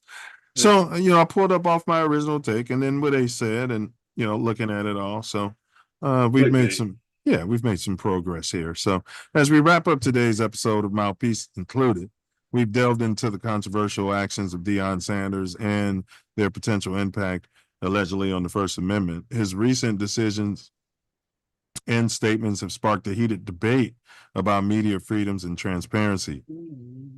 Sanders' approach to media relations has certainly raised some eyebrows out there, and prompted discussions about the balance between a public figure's control over the narrative and the media's role in reporting the damn truth. In addition to Sanders' action, we've also touched on some of the hottest sports and political topics making wave this week. If you have any questions, comments, feedback, concerns, please feel free to drop a comment below. Until next time, stay safe, stay healthy, stay loyal to the Navy and Orange. Bear down. F Green Bay. And don't forget to bring your mouthpiece. You got a topic in mind next week? It's gonna be tough next week. It's game week, so we got to see. You got late Saturdays, and we got games next week. So maybe we're after the game. I don't know. We got to come up with something. It's gonna be tough. The Bears battle the Heroes on September 10th, 2024 at 2:30 a.m. What? What? That California time? No, that was some other team. The Heroes. Must be the month. I think they got a 12 o'clock game. Bears. Sunday at 10 a.m. So it's 10 a.m. my time. So there's no Chicago. I didn't get that. Could you try again? Yeah, so we can either do like 1 hour before the game and just go into the game, or we can pop up shortly right after the game and give our takes. All right, we'll decide. I say let's try to push for before, because I want to get on record of well, you don't have to, as long as y'all send it to me, we'll be on record. So we'll figure it out. It's up to you. It's up to your schedule. Yeah. We'll figure it out. All right, man. So you got it. So we'll figure that out. And on the Self Love Show, we are covering the others. If you don't vote one way, you vote the other way. You're throwing your vote away. Ain't nobody else to vote for. It's only two candidates. It's only two. Take the time to pay attention to what those other guys talking about. I don't even know who they are. So we know everybody's too busy to do the right thing quite often. So the others, off-color U.S. presidential candidates blocking out the white noise. That's our topic on the Self-Love Show next week. Got to get in there. I mean, the young kids don't want to vote for. They definitely don't want to vote for the MAGA candidate, and they have their information on the blue candidate too. So they're just disenfranchised. So this will be a good show. It's funny you said that because every young black person I speak to in the state of California has told me they are voting for Donald J. Trump. Wow. Every single last one. I tell them, whoa, hold it. I'm an independent. Like, yeah. I don't know, give you the opinion, but I'm just saying, bro, every single one of them. And they be saying like their parents and their grandparents, voting Kamala and all that. But every single black male young voter out here that I've asked and said they're voting for Donald Trump. And it was the same way the first time that dude won. And that's why I told y'all that dude was going to win. Now, these polls are saying one thing, we'll see. They'll say in California it don't matter. But every vote should matter from the standpoint of a party that wants to win an election. They should come back next year and give a fuck about what people are talking about. Right. We know they don't care. Who's ever given them the most money? That's what they care about. That's why we got to stop this lobbying. And I got a question on how the hell did Kamala need $500 million to run for president when, she's got, what, five months in the campaign? No, she didn't have that long. Yeah, what do you need the money for? And July to November.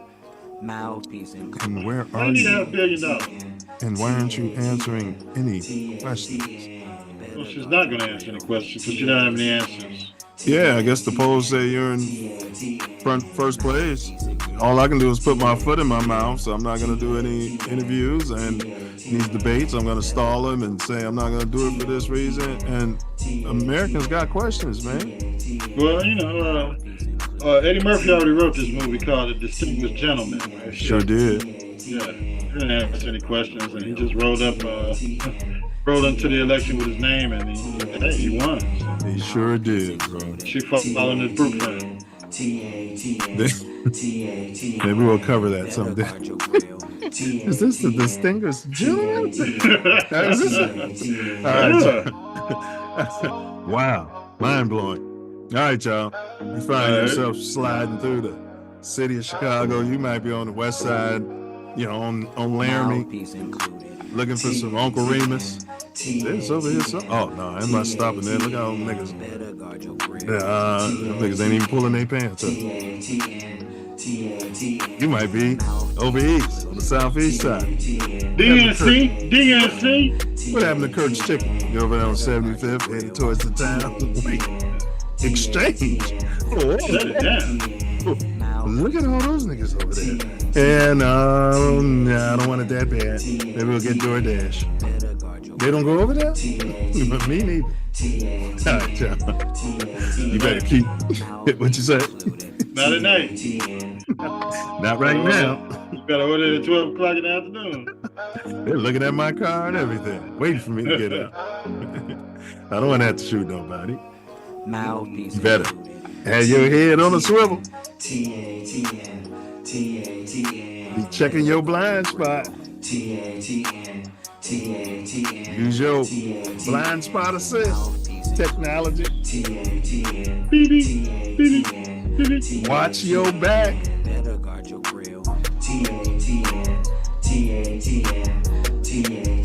Guard your grill.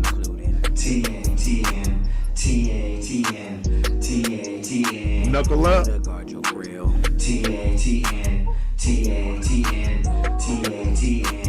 Mouthpiece included. And don't forget to. And don't forget to. Sponsors. Network specials, Winnie in the Butt. Festivals, Winnie and the Butt. Be ready for Midwest Festival next year. Bear down, FGB. And don't forget to bring your mouthpiece. FGB. Better guard your grill. TATN. Mouthpiece included. Distinguished gentleman. Data boy. Fucking holy.